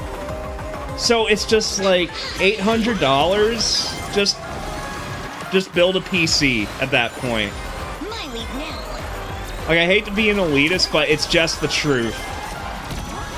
Like, even if you're like, oh, well, I've never built a PC before, I don't know about PC stuff. Well, learn. Learn it. Because $800 for a game console is not fucking worth it. It'll never be worth it. Displeased with me? I never thought we'd be back to the days of the PS3, where the PS3 is like... It was like $600 when it came out, right? The original, like, 20 gigabyte PS3 in 2006. That was $600. I thought we were getting away from that shit.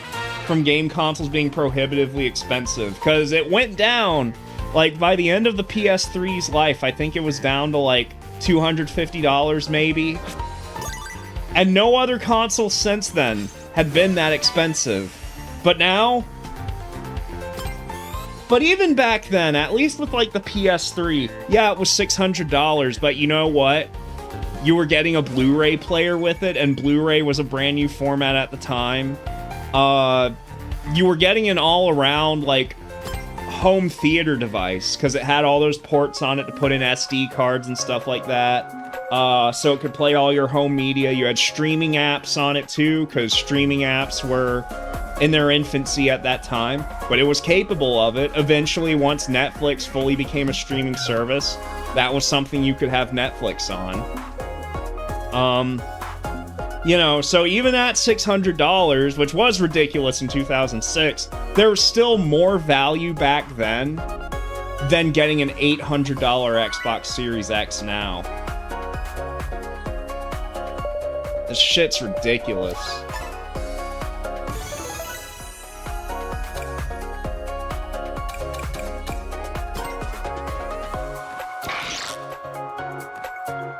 I guess really the only way I could justify getting a PS5 or a Series X now is they have 4K Blu-ray players in them if you're into 4K Blu-rays, but honestly, if you're into 4K Blu-rays, you've probably figured out an alternate solution anyways. Like I could get rid of both my Series X and PS5 And if I wanted to watch my 4K Blu-rays, well, I have a way to rip those to my computer and just rip the video files off and watch them in the raw quality.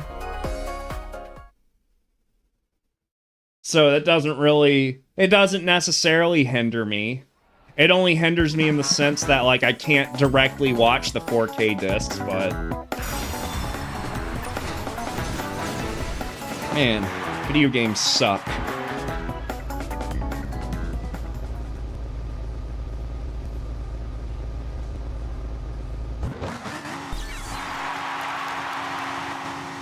There's gonna be a fucking crash. The whole video game industry is gonna crash and burn. People cannot fucking afford this shit. People have gotta eat, people have gotta pay rent. We can't afford fucking $900 to $1,000 dedicated gaming devices and fucking $80 to $100 video games. Like, this shit's ridiculous.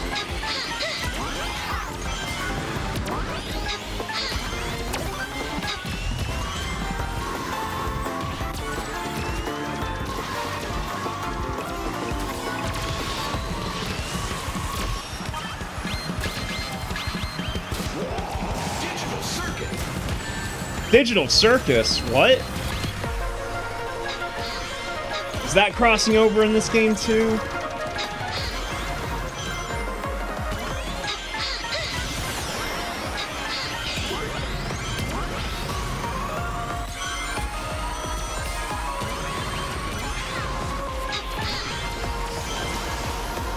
Yeah, for real, there needs to be another video game crash, because... Fuck, man.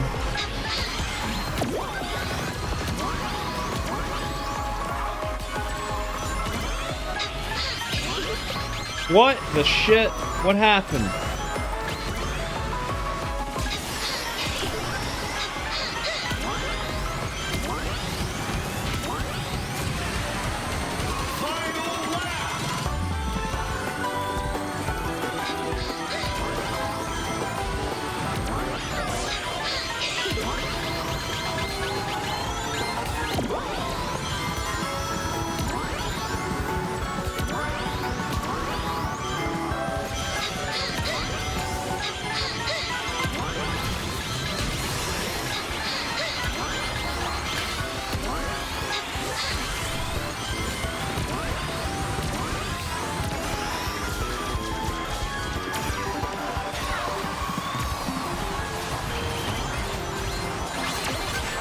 Oh, come on.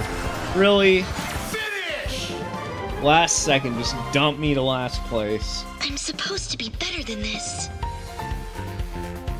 Damn, I was right at third place. Yeesh.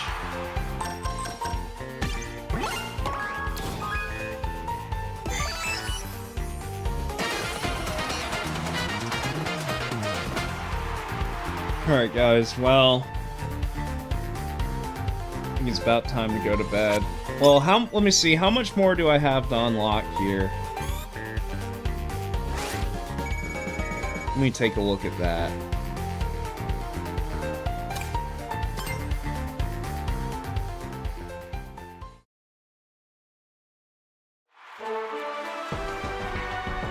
Okay,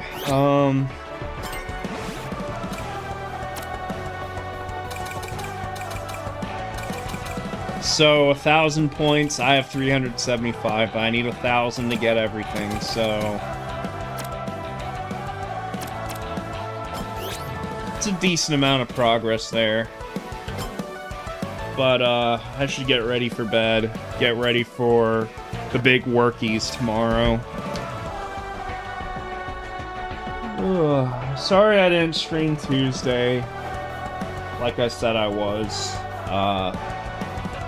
You know, everything is exhausting, everything hurts, but you guys don't need to hear about that. I've been bitching enough. I was bitching about the video game industry, and that was probably about the time that I realized I needed to end the stream. So yeah, I'll see you guys when I see ya. I plan on finishing probably the next time, whenever I stream next, that's when I'm gonna finish Pac-Man World 2 repack. So, hopefully within the week. No promises though. Maybe this weekend. I don't know. At some point. All right. See ya.